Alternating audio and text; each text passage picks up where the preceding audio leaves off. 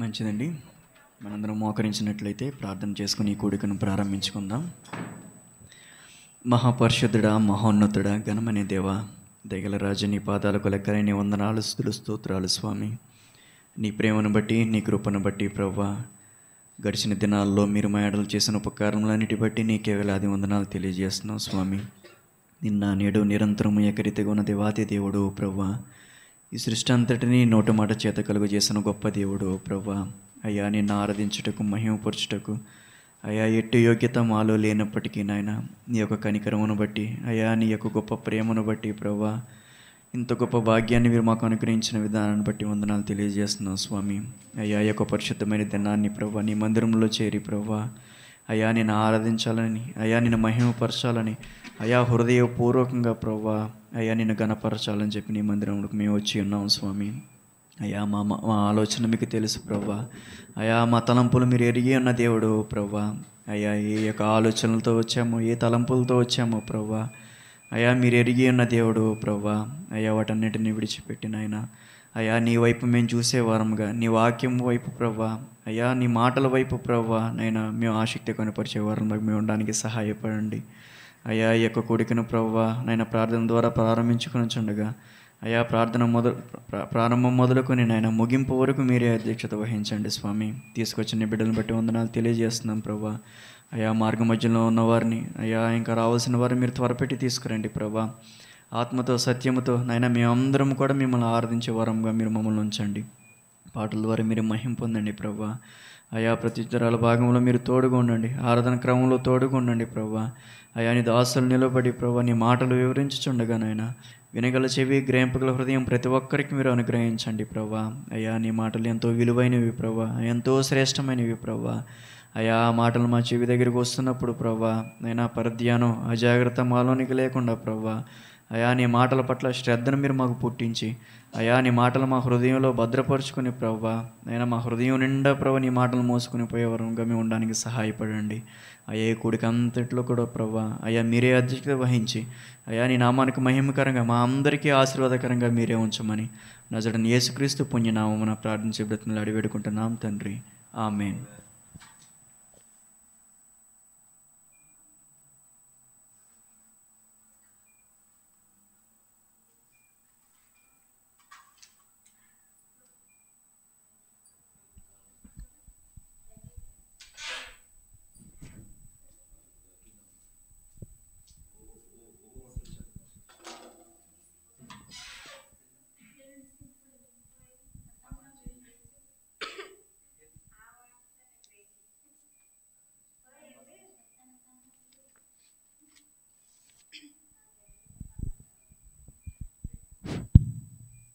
విజయకేతల పాటల పుస్తకం నుంచి సాంగ్ నెంబర్ 27 పాడుకుందాం.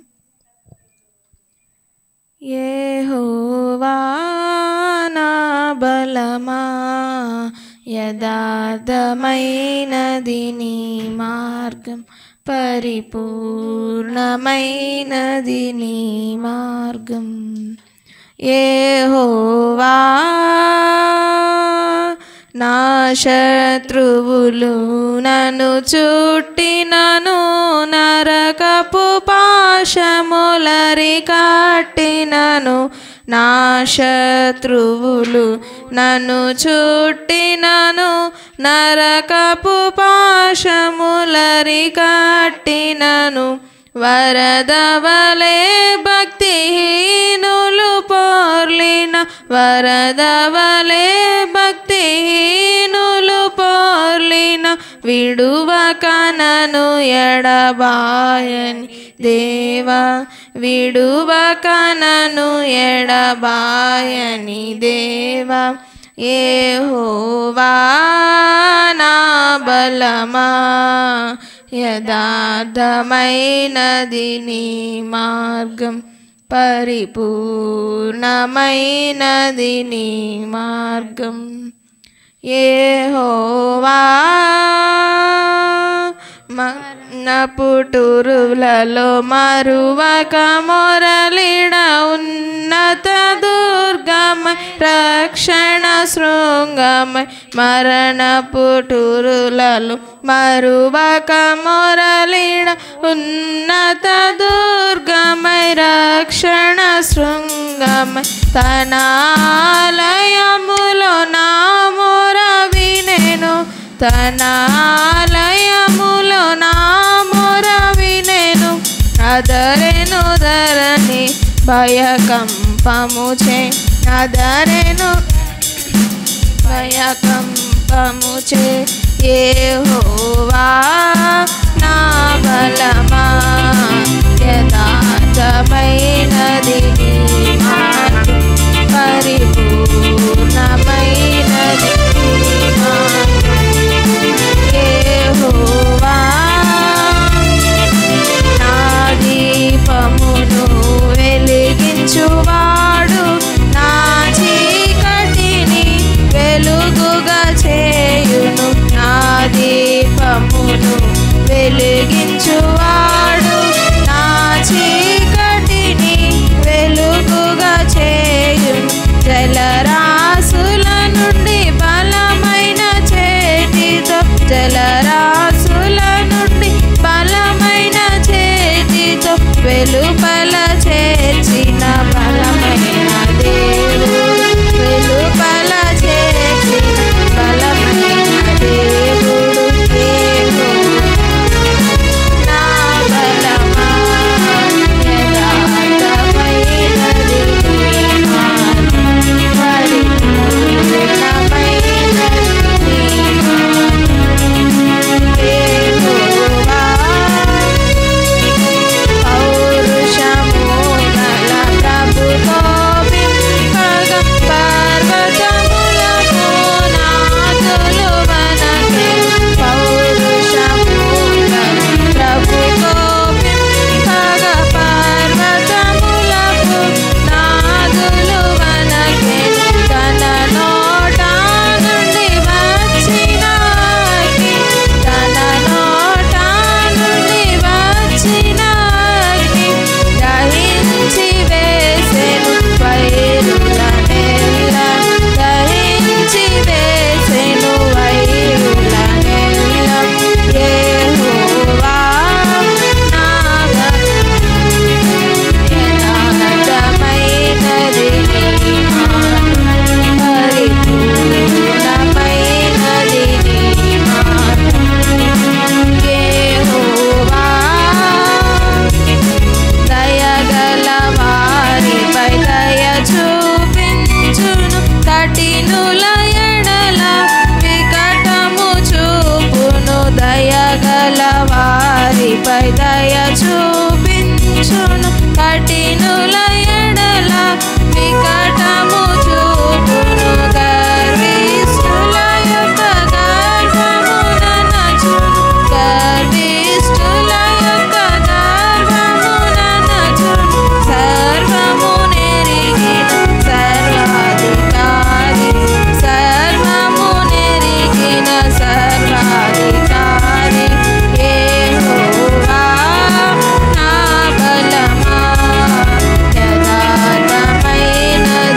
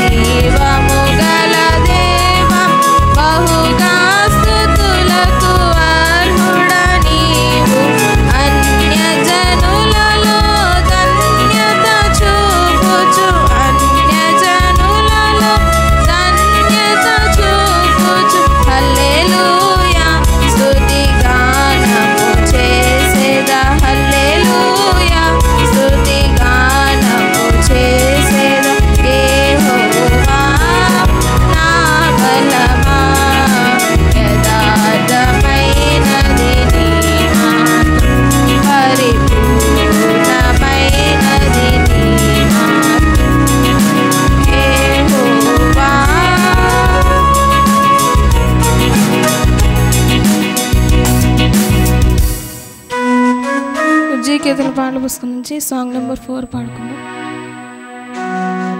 స్తోత్రించి కీర్తింతుము, గణపరచెదము, కొనియాడెదము.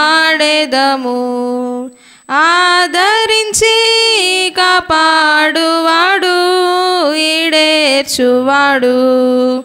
ఆదరించి కాపాడువాడు, ఈడేర్చువాడు.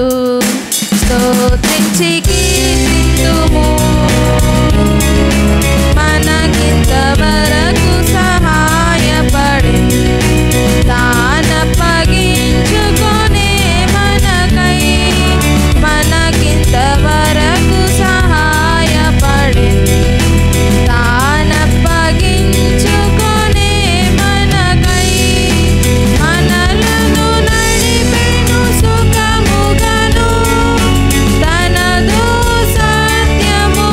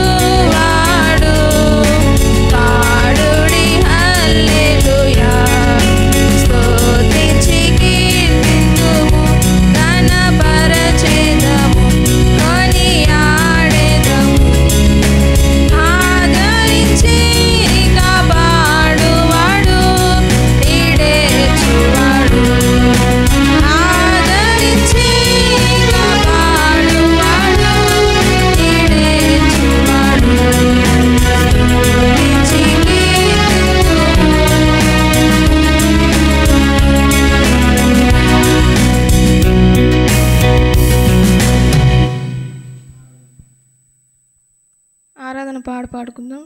అనుబంధం పాటల పుస్తకం నుంచి సాంగ్ నెంబర్ 20. చివరి చరణం పాడేటప్పుడు అందరూ లేచి నిలబడదాం. యేసయ్య నామము నా ప్రాణరక్ష, గొర్రె పిల్ల రక్తము నా ఇంటి సురక్ష. యేసయ్య నామము నా ప్రాణరక్ష, గొర్రె పిల్ల రక్తము నా ఇంటి సురక్ష. నాశనకరమైన తెగులుకైనా భయపడను, నేను భయపడను. నాశనకరమైన తెగులుకైనా భయపడను, నేను భయపడను. యేసయ్య నామము నా ప్రాణరక్ష, గొర్రె పిల్ల రక్తము నా ఇంటి సురక్ష. యేసయ్య నామము నా ప్రాణరక్ష, గొర్రె పిల్ల రక్తము నా ఇంటి సురక్ష. రోగ భయం మరణ భయం తొలగిపోవును యేసు నామములో. రోగ భయం మరణ భయం తొలగిపోవును యేసు నామములో. యేసయ్య నామము నా ప్రాణరక్ష, గొర్రె పిల్ల రక్తము నా ఇంటి సురక్ష. యేసయ్య నామము నా ప్రాణరక్ష, గొర్రె పిల్ల రక్తము నా ఇంటి సురక్ష. అపాయమేమియు దరికి రాదు, కీడేదియు నా గదికి రాదు. అపాయమేమియు దరికి రాదు, కీడేదియు నా గదికి రాదు. యేసయ్య నామము నా ప్రాణరక్ష, గొర్రె పిల్ల రక్తము నా ఇంటి సురక్ష. యేసయ్య నామము నా ప్రాణరక్ష, గొర్రె పిల్ల రక్తము నా ఇంటి సురక్ష. పరలోక సేన నన్ను కాయును, పరలోక తండ్రి నా తోడుండును. పరలోక సేన నన్ను కాయును, పరలోక తండ్రి నా తోడుండును. యేసయ్య నామము నా ప్రాణరక్ష, గొర్రె పిల్ల రక్తము నా ఇంటి సురక్ష. యేసయ్య నామము నా ప్రాణరక్ష, గొర్రె పిల్ల రక్తము నా ఇంటి సురక్ష. యేసుని నామమే స్తుతించెదము, వ్యాధులు పేరులు మరిచెదము. యేసుని నామమే స్తుతించెదము, వ్యాధులు పేరులు మరిచెదము. యేసయ్య నామము నా ప్రాణరక్ష, గొర్రె పిల్ల రక్తము నా ఇంటి సురక్ష. యేసయ్య నామము నా ప్రాణరక్ష, గొర్రె పిల్ల రక్తము నా ఇంటి సురక్ష.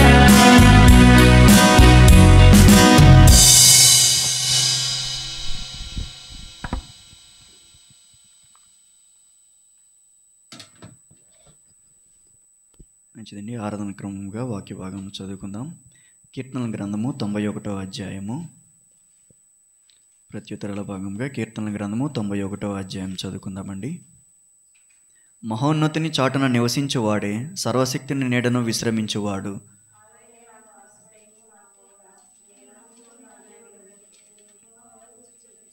వేటకాని ఉరిలో నుండి ఆయన నన్ను విడిపించును, నాశనకరమైన తెగులు రాకుండా నన్ను రక్షించును.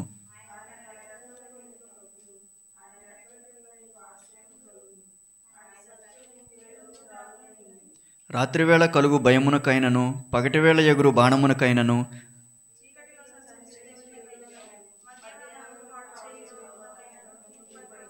నీ ప్రక్కను 1000 మంది పడినను, నీ కుడి ప్రక్కను 10,000 మంది కూలినను అపాయము నీ యొద్దకు రాదు. యెహోవా, నీవే నా ఆశ్రయము అని నీవు మహోన్నతుడైన దేవుని నీకు నివాస స్థలముగా చేసుకుని ఉన్నావు. నీ మార్గములన్నింటిలో నిన్ను కాపాడుటకు ఆయన నిన్ను గూర్చి తన దూతలకు ఆజ్ఞాపించును. నీవు సింహములను నాగుపాములను త్రొక్కెదవు, కొదమ సింహములను భుజంగములను అణగద్రొక్కెదవు.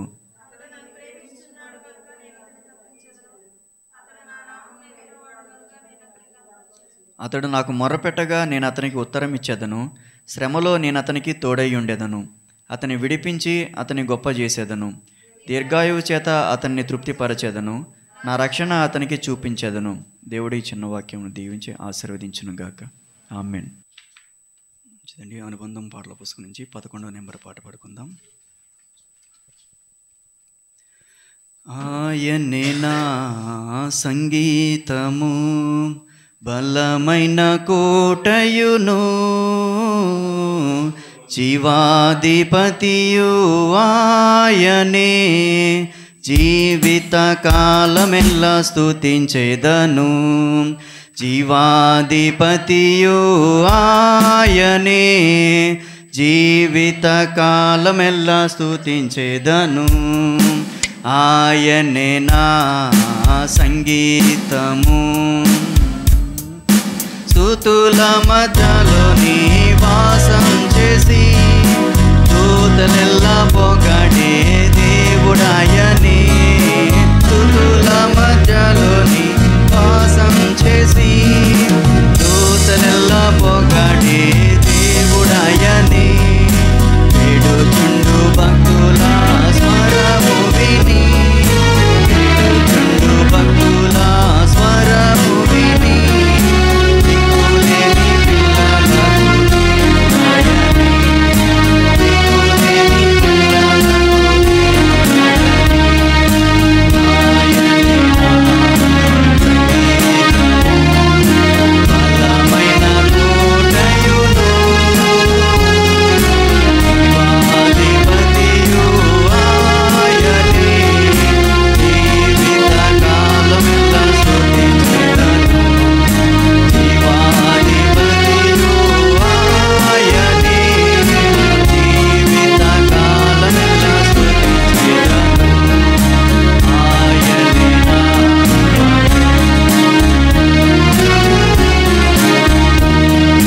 సృష్టికర్త క్రీస్తు యేసు నామమున జీవిత కాలమెల్లా కీర్తించెదము. సృష్టికర్త క్రీస్తు యేసు నామమున జీవిత కాలమెల్లా కీర్తించెదము. ప్రకటనలో ప్రభుతో నిత్యముందుము, ప్రకటనలో ప్రభుతో నిత్యముందుము.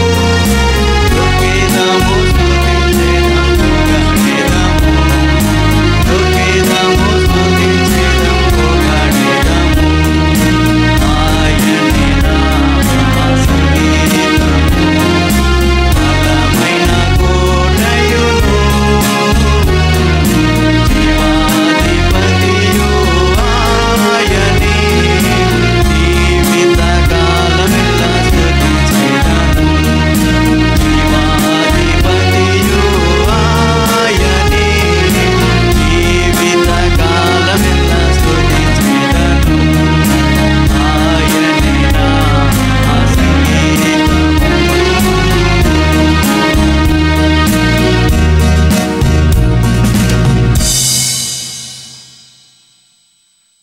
మంచిది. ఈ ఉదయకాల సమయంలో కూడి వచ్చిన మీ అందరికీ యేసుక్రీస్తు నామంలో నా వందనాలు, శుభములు. అందరికి వందనాలండి.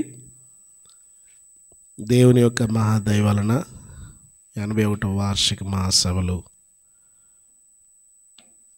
మన ప్రార్థనలు, సహవాస నాయకులు ప్రార్థనలు, సంఘ ప్రార్థనలు ప్రభు ఆలకించి చక్కగా జరిగించారు. దేవుని కృపను బట్టి అనేకులు బాప్తీసాలు తీసుకున్నారు, అనేకులు జీవింపబడ్డారు. మేము కూడా ఆ సభల్లో మేలు పొంది తిరిగి క్షేమంగా మీ మధ్యలో రావడానికి ప్రభు కృప చూపిస్తూ వచ్చారు. అందుని బట్టి ప్రభువునకు కృతజ్ఞతాస్తుతులు తెలియజేస్తూ ఉన్నాను. తిరిగి ఆ సభల సమయంలో మరి ఈ ప్రాంతంలో బెరాక ప్రేరోస్లో తిరిగి సుభాష్ చంద్రబోస్ నగర్లోని బీబీఎఫ్ చర్చిలో మన ప్రియులు నోహన్ గారు, అలాగే ఈ స్థలంలో విక్టర్ గారు చక్కని ఆరాధనను జరిగించారు.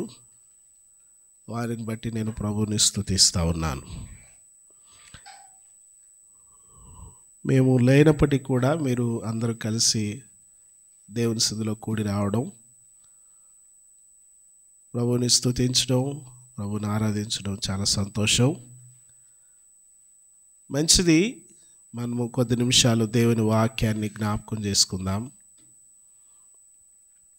యెహోషువ గ్రంథము 20వ అధ్యాయము 7వ వచనాన్ని చదువుకుందాం. యెహోషువ గ్రంథం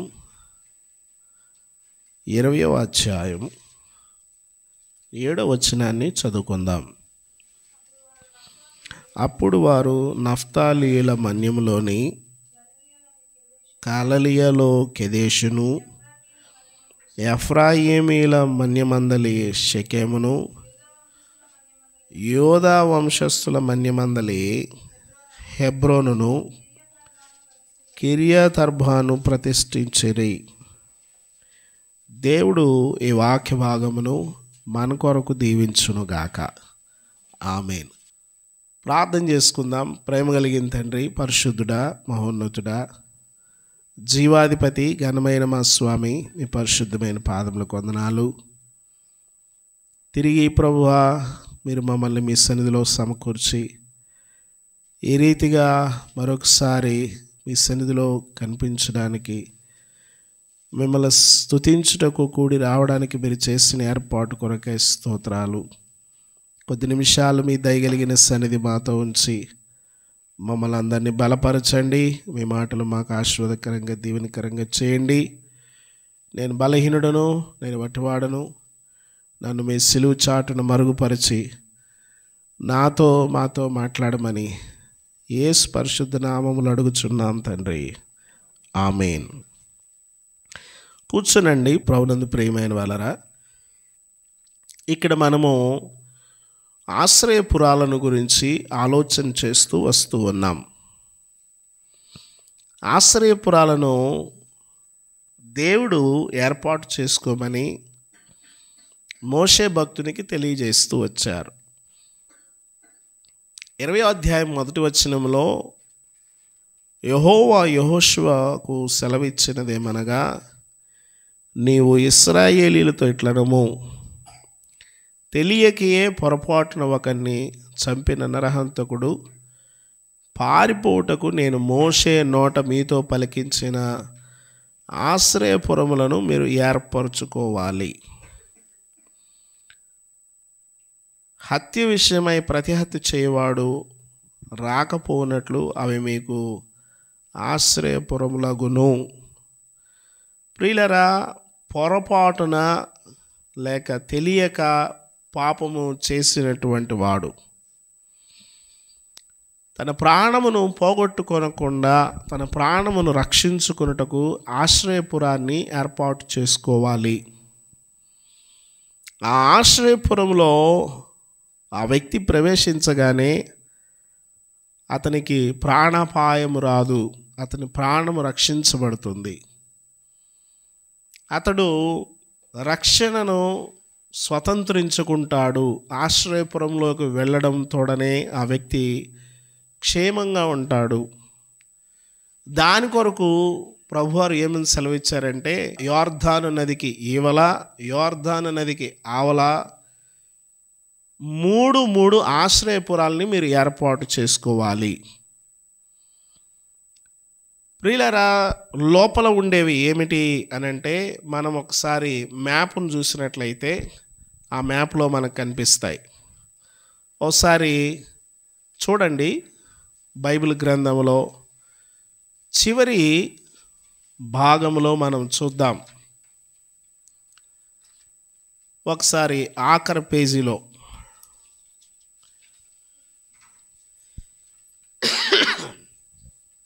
కేదేషు, తర్వాత చదవండి, రెండవ ఆశ్రయపురము షెకెము. కేదేషు, షెకెము, తర్వాత హెబ్రోను. 3 ఆశ్రయపురాలను దేవుడు ఇక్కడ చూపిస్తూ ఉన్నారు. 3 ఆశ్రయపురాలు. 3 ఆశ్రయపురాలు ఈవల పక్క ఉన్నాయి. ప్రియులరా, ఈ ఆశ్రయపురాలలో హెబ్రోను అనేటువంటిది ఇది చాలా శ్రేష్టమైనటువంటిది. అన్నీ శ్రేష్టమైనవే. హెబ్రోను అనేటువంటి మాటను గురించి ఆలోచన చేసినప్పుడు ఇశ్రాయేలు ప్రజలకు ఓ రకమైనటువంటి ధైర్యాన్ని, ఓ రకమైన సంతోషాన్ని, ఒక రకమైన నిభ్రాన్ని కలిగిస్తాయి. హెబ్రోన్ అనేటువంటిది పాలస్తీనా ప్రాంతంలో సముద్ర మట్టానికి ఎగువన ఉన్నటువంటి ఊరు. 927 మీటర్ల ఎత్తులో ఉంది. దీనికి ఉన్నటువంటి పాత పేరు ఏమిటంటే కిర్యాత్ అర్బా. కిర్యాత్ అర్బా అనేటువంటి పేరు దీనికి పాతది. ఇక్కడ హేతు వంశస్థులు ఇక్కడ జీవిస్తూ ఉన్నారు. పూర్వమున అబ్రహాం భక్తుడు చాలా సంవత్సరాలు ఈ ప్రాంతంలో నివసించాడు. ప్రియులరా, వారి యొక్క సమాధులు కూడా ఈ ప్రాంతంలోనే ఉన్నాయి. ఇశ్రాయేలీలు ఆ దేశాన్ని స్వాధీనపరచుకొనక పూర్వము వేగు చూడడానికి వచ్చినప్పుడు గూఢచారులు ఈ ప్రాంతంలోకి ప్రవేశించారు. అక్కడ వెళ్ళినప్పుడు అక్కడ అనాకీయులు నివసిస్తూ ఉన్నట్లుగా మనం చూడవచ్చు. అయితే ఈ ప్రాంతాన్ని తర్వాత కాలంలో కాలేబు ఈ ప్రాంతాన్ని స్వతంత్రించుకున్నాడు. అనాకీయులను ఓడించి, అనాకు వంశస్థుల్ని ఓడించి ఈ ప్రాంతాన్ని ఆయన స్వాధీనపరుచుకున్నాడు. తర్వాత దావీదు రాజు ఈ ప్రాంతం నుండి పరిపాలన చేశాడు. దావీదుకి పట్టాభిషేకం జరిగింది ఈ ప్రాంతంలోనే. ఆయన 7 సంవత్సరాలు ఈ ప్రాంతాన్ని పరిపాలన చేస్తూ వచ్చాడు. యోధా గోత్రీకులకు హెబ్రోను స్వాస్యముగా ఉండింది. ఈ ప్రాంతం వారికి స్వాస్యముగా ఉన్న స్థలం. దీన్నే రాజధానిగా చేసుకుని వారు పరిపాలన చేశారు. ఈ ప్రాంతంలో ఒక ఆశ్రయపురాన్ని నిర్మించాలని దేవుడు సెలవిచ్చాడు. ఈ ప్రాంతంలో మీరు ఒక ఆశ్రయపురాన్ని కట్టాలి. ప్రభునందు ప్రియమైన వాళ్ళరా, యోధా గోత్రానికి సంబంధించినటువంటి యోధా గోత్రపు సింహం అని చెప్పేసి యేసు ప్రభువుని గురించి అంటూ ఉంటారు. హెబ్రోను అనేటువంటిది యేసుక్రీస్తుకు ముంగుర్తుగా ఉంది. ప్రియులరా, ఇదిగో మనము ఆయన సహవాసంలోకి మనం వెళ్ళి ఆ ఎత్తైనటువంటి ఆయనను మనము ఆశ్రయించాలి. ఎత్తైన స్థలంలో ఉండేటువంటి హెబ్రోనును లేక ముంగుర్తుగా ఉన్నటువంటి యేసుక్రీస్తును మనము ఆశ్రయించుటకు ఆ స్థలమునకు మనము ఎక్కిపోవలసిన వారమై ఉన్నాం. హెబ్రోను అనేటువంటి దాని గురించి మనం ఆలోచన చేస్తే అది సహవాసము అనేటువంటి అర్థాన్ని తెలియచేస్తూ ఉంది. ప్రియులరా, సహవాసము అంటే అర్థం ఏమిటంటే భాగస్వామ్యము. హెబ్రోను అనగా సహవాసము, సహవాసము అనగా అర్థం ఏమిటంటే పంచుకోవడము. సహవాసం అంటే ఏంటంటే పంచుకోవడం. ఒకరినొకరు సహవాసం చేయడం అంటే ఒకరిని ఒకరు పంచుకోవడం, సమిష్టిగా అనుభవించడం. ప్రియులరా, సహవాసం అంటే ఇచ్చిపుచ్చుకోవడానికి సంబంధించినటువంటిది. సహవాసం అంటే కలిసి మెలిసి ఉండడానికి సంబంధించినటువంటిది. సహవాసం అంటే ఐక్యతను తెలియచేస్తూ ఉంది. ప్రియులరా, ఇక్కడ హెబ్రోను అనేటువంటి ఒక ఆశ్రయపురాన్ని మీరు కట్టుకోవాలి. ఎవడైనా పాపం చేస్తే తప్పించుకొని వెళ్ళి పొరపాటున తప్పిదము చేస్తే పారిపోయి ఇదిగో హెబ్రోను అనేటువంటి ఆ స్థలములోకి వెళ్ళి దాక్కోవచ్చు. అతని ప్రాణానికి వచ్చినటువంటి నష్టము ఏమీ కూడా ఉండదు అని చెప్పేసి యెహోషువతో దేవుడు సెలవిస్తూ ఉన్నాడు.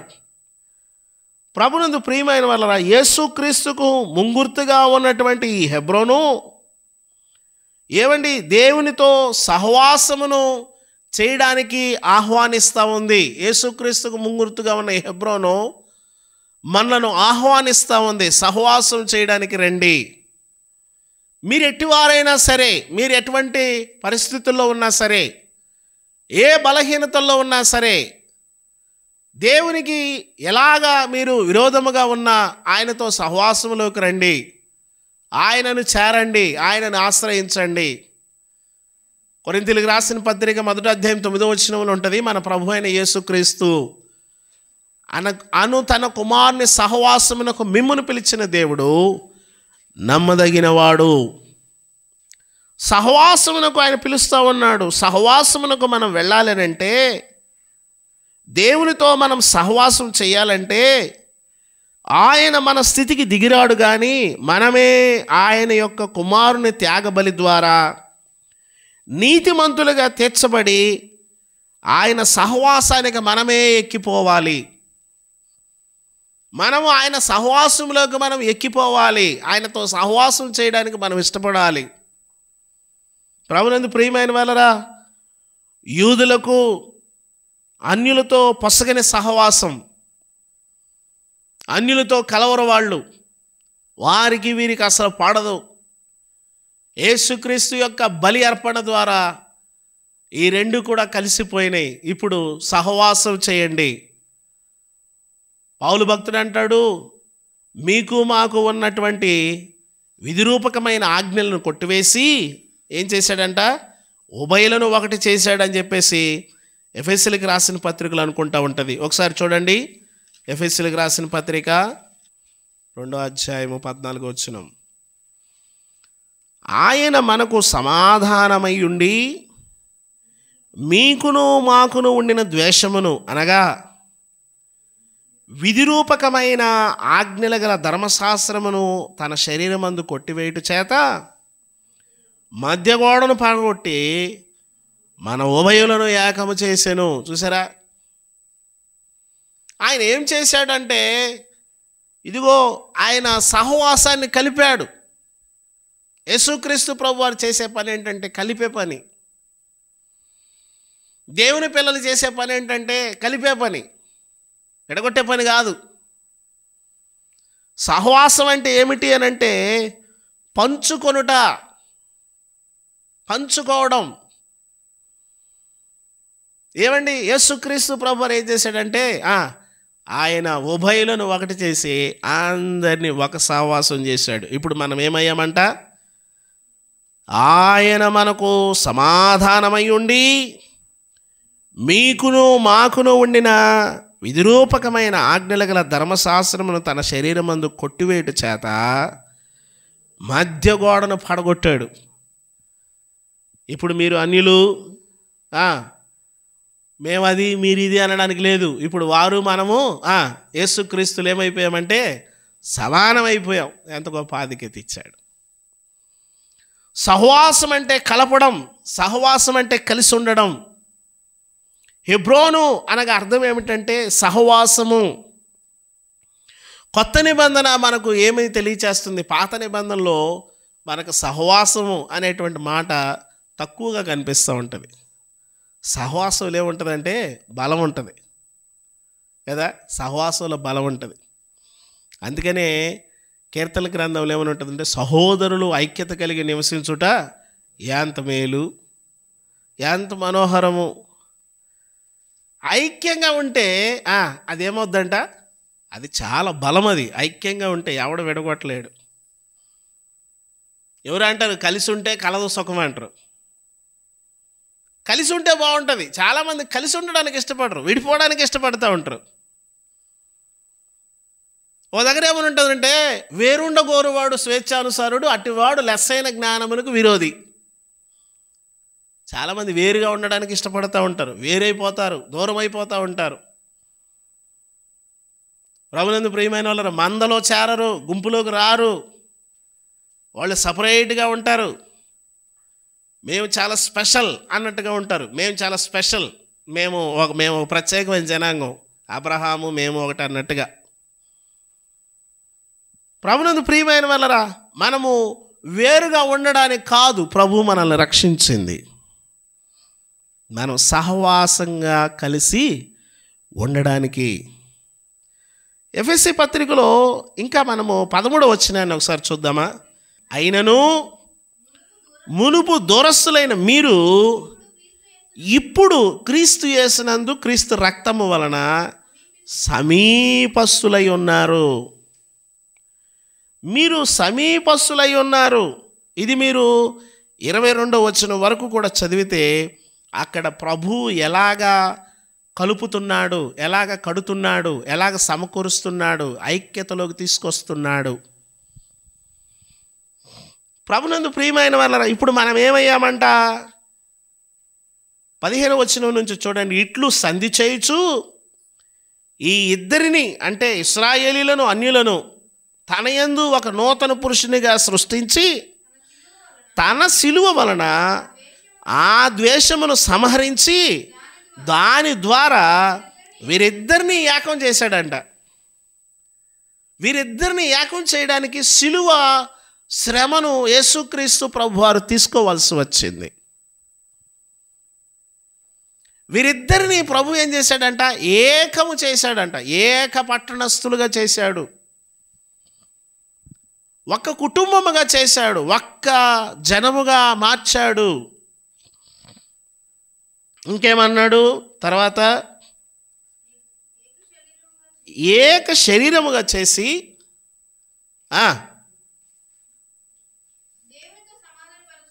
దేవునితో సమాధానపరచవలెనని ఇలా చేసెను గనుక ఆయనే మనకు సమాధానకారకుడై ఉన్నాడు. మరియు ఆయన వచ్చి దూరస్తులైన మీకు సమీపస్తులైన వారికి సమాధాన సువార్తను ప్రకటించాడంట. అంత ఒకటైపోయింది. ఇప్పుడు వాళ్ళని మనల్ని ఒక మాటలో చెప్పాలంటే వాళ్ళకి ఏంటంటే మేము ఒక స్పెషల్ అయినటువంటి గీర అని చెప్పచ్చు. కొన్నిసార్లు దేవుడు ఆ గీరను దించేస్తాడు, గీర పడుతుంది. గీర అంటే గీత కాదు, అది గీసిన గీర కాదు. అది దేవుడు మనల్ని ఎలాగ క్రమపరచాలో దేవునికి బాగా తెలుసు. మనం అనుకుంటూ ఉంటాం, కొన్నిసార్లు దేవుని మాట వినం మనం. ఈ మధ్యకాలంలో మీరు గమనించారా, సోషల్ మీడియాలో హెబ్రోన్ గురించి ఒక సంఘటన జరుగుతూ ఉంది. చర్చి తాళాలు వేసేశారు, పెద్ద పెద్ద గొడవలు అవుతున్నాయి, కేసు అయింది. దాని గురించి ఒక అతను ఏంటి తాళాలు వేసేశారు, ఏంటి సంగతి అంటే, మా హెబ్రోన్ వాళ్ళకి మేము భక్తిపరులం, మేము మా అంత నీతిమంతులు లేరు, మా అంత భక్తిపరులు లేరు అనేటువంటి గర్వం మాకుంది అన్నాడు. ఆ గర్వాన్ని మాకు అణచడానికి దేవుడే ఈ సమస్య పంపించాడు అన్నాడు. నేను అనుకున్నాను, నిజమే, అయితే మాకు ఇది ఉండడం ద్వారా దేవుడు మాకు ఇది పంపించాడనేటువంటి ఆలోచన వచ్చిందే, అది చాలా గొప్పది. కొంతమందికి నాకు ఇది ఉండడం ద్వారా దేవుడు నాకు ఇది పంపించాడనేటువంటి ఆలోచన కూడా రాదు. నేను ఇలా చేస్తున్నాను దానివల్ల నాకు ఇది వచ్చిందనే ఆలోచన కిందకి రావడం అనేటువంటిది చాలా మెచ్యూరిటీ ఉన్నట్టు.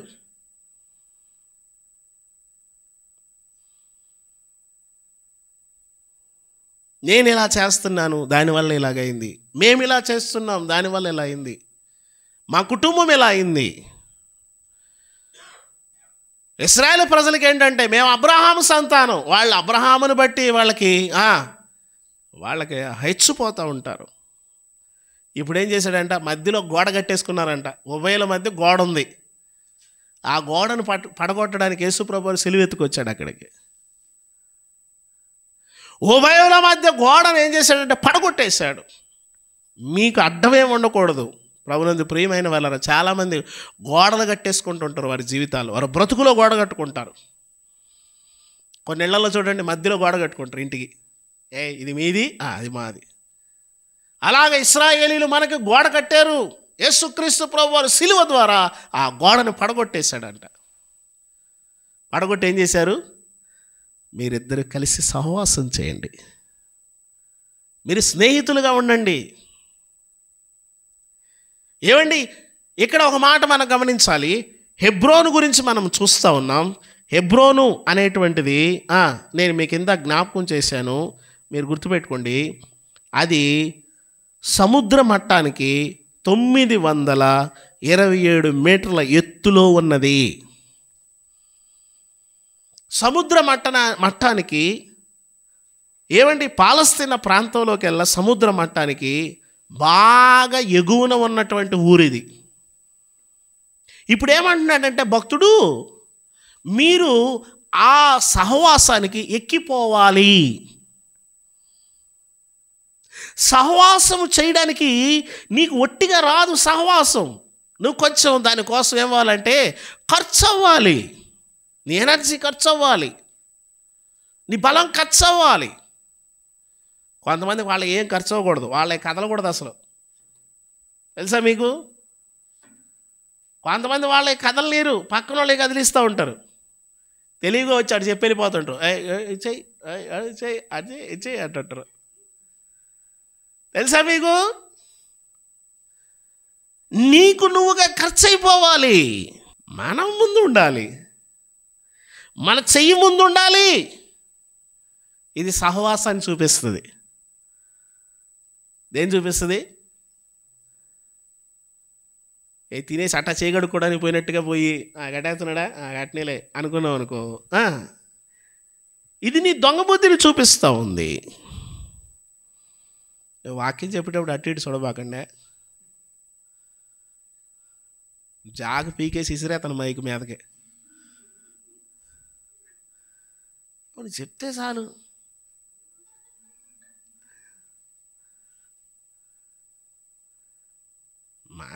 నేను అది అని చెప్పుకోవాలి.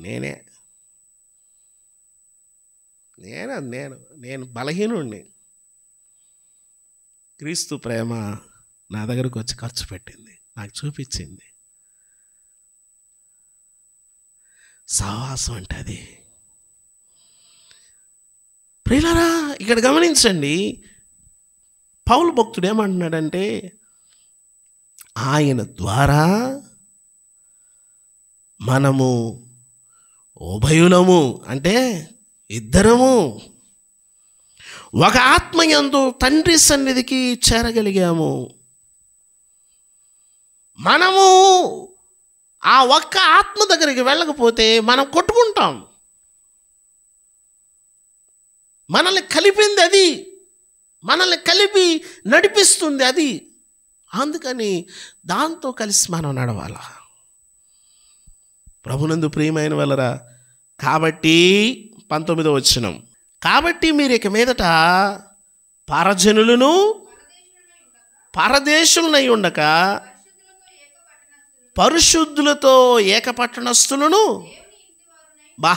ఎంత మంచి పేరు ఇచ్చాడండి. వీళ్ళు ఎవరంట అమ్మా?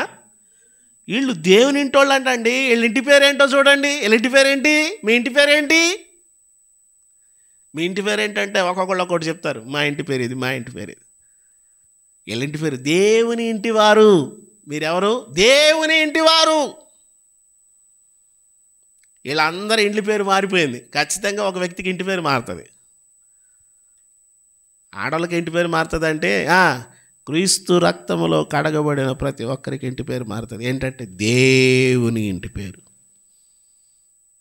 ప్రియులరా, వీరు ఏమయ్యారు అంటున్నాడు? మీరు ఒక ఆత్మయందు తండ్రి దగ్గరికి వెళ్ళారు, ఇప్పుడు దేవుని ఇంటివారు అయ్యారు. ఒక్క సహవాసముతో కలిగేది ఏమిటంటే ఈ 19వ వచనంలో వారందరూ కూడా దేవుని ఇంటి వారయ్యారు. అంటే దేవునికి ఒక కుటుంబం ఉంది. అందులో మనుషులంతా కూడా ఆయన ఆత్మ మూలంగా పుట్టినవారే. ఆ కుటుంబంలో ఉన్న వారంతా ఆయన ఆత్మ మూలంగా పుట్టినవారు. 5వ వచనములు అంటాడు చూడండి, ఆయనను దేవుడు కరుణా సంపన్నుడై ఉండి మనము మన అపరాధముల చేత చచ్చిన వారమై ఉండినప్పుడు సహితము మన ఎడల చూపిన తన మహాప్రేమ చేత మనలను క్రీస్తుతో కూడా బ్రతికించెను. కృపచేతనే మీరు రక్షింపబడి ఉన్నారు. ఏమండి, మనము ఆయన ఇంటివారమయ్యాము, ఆయన కుటుంబం అయ్యాము, ఆయన చేత, ఆయన మూలముగా. మీరు ఎఫెసీ పత్రిక చదివితే ఆయన మూలముగా, ఆయన చేత, ఆయన ద్వారా, క్రీస్తు చేత, క్రీస్తులో, ఈ మాటలు మనకు ఎక్కువ కనిపిస్తాయి. మనం ఈ సహవాసంలోకి ఎలా వచ్చామంటే అయ్యగారు వాక్యం అంటారు, కాదు. మీ వాక్యం అంటారు, ఎవరి వాక్యం కాదు. అయ్యగారు వాక్యం అంటారు, కాదు. ఎలా వచ్చావు, ఎలాగ నువ్వు ప్రభువుని తెలుసుకున్నావంటే ఆయన ప్రేమ చేత, ఆయన ద్వారా, ఆయనలో నిన్ను ఆయన తన కుటుంబముగా చేసుకున్నాడు. ఇప్పుడు విశ్వాసులంతా తమ తండ్రి సంబంధించినటువంటి బిడ్డలు. ఇప్పుడు వీళ్ళంతా ఎవరంటే తోబుట్టువులు, తోడబుట్టినోళ్ళు కదా. ఇప్పుడు వీళ్ళంతా కూడా ఒక కుటుంబం. 2 కొరింథీ పత్రిక 6వ అధ్యాయం 17వ వచనం చూడండి ఒకసారి దయచేసి. క్రీస్తునకు 2 కొరింథీ 6:17 చదవండి. దేవుని ఆలయమునకు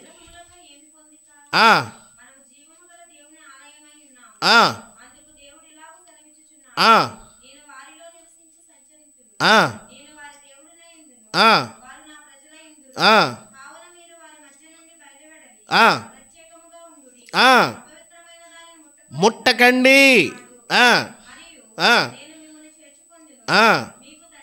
అదిగో మీకు నేను తండ్రినై ఉంటాను, మీరు నాకు కుమారులై ఉంటారు, కుమార్తెలై ఉంటారు. మీరెవరు అంటే నేను మీకు తండ్రిని, మీరందరూ కూడా నా కుమారులు, కుమార్తెలు. ప్రభు చెప్తున్నమాట. మనం ఎవరిమి? మనం అనుకుంటాం కానీ సహజంగా మీరెవరంటే ఏమని చెప్తాం? నేనంటే మా నాన్న పేరు చెప్తాను.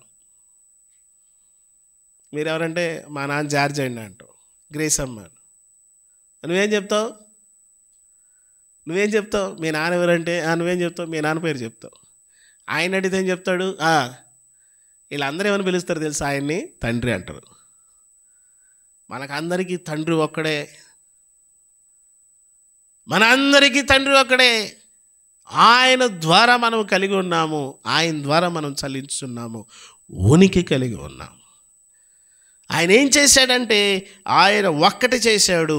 ఆయన చేసే పని ఏంటంటే ఒక్కటి చేస్తాడు, ఎడగొట్టడం. వాళ్ళకి మనకు ఉన్న అడ్డాన్ని పడగొట్టి విడగొట్టి ఆయన ఇప్పుడు ఒకటి చేసేసాడు. ఇంకేమైనా ఉంది? ఒకసారి చదవండి, ఆ అధ్యాయాన్ని పూర్తి చేద్దాం.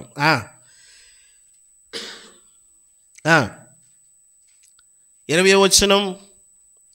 క్రీస్తు యేసే ముఖ్యమైన మూలరాయి ఉండగా అపోస్తులు ప్రవక్తలు వేసిన పునాది మీద మీరు కట్టబడి ఉన్నారు. ప్రతి కట్టడము ఆయనలో చక్కగా అమర్చబడి ప్రభువునందు పరిశుద్ధమైన దేవాలయం ఒకటకు వృద్ధి పొందుచున్నాము.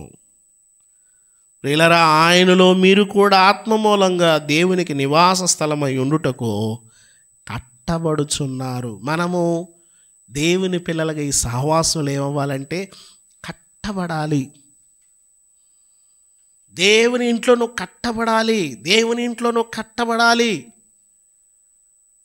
ఆయన సన్నిధిలో నువ్వు కట్టబడాలి, తయారవ్వాలి.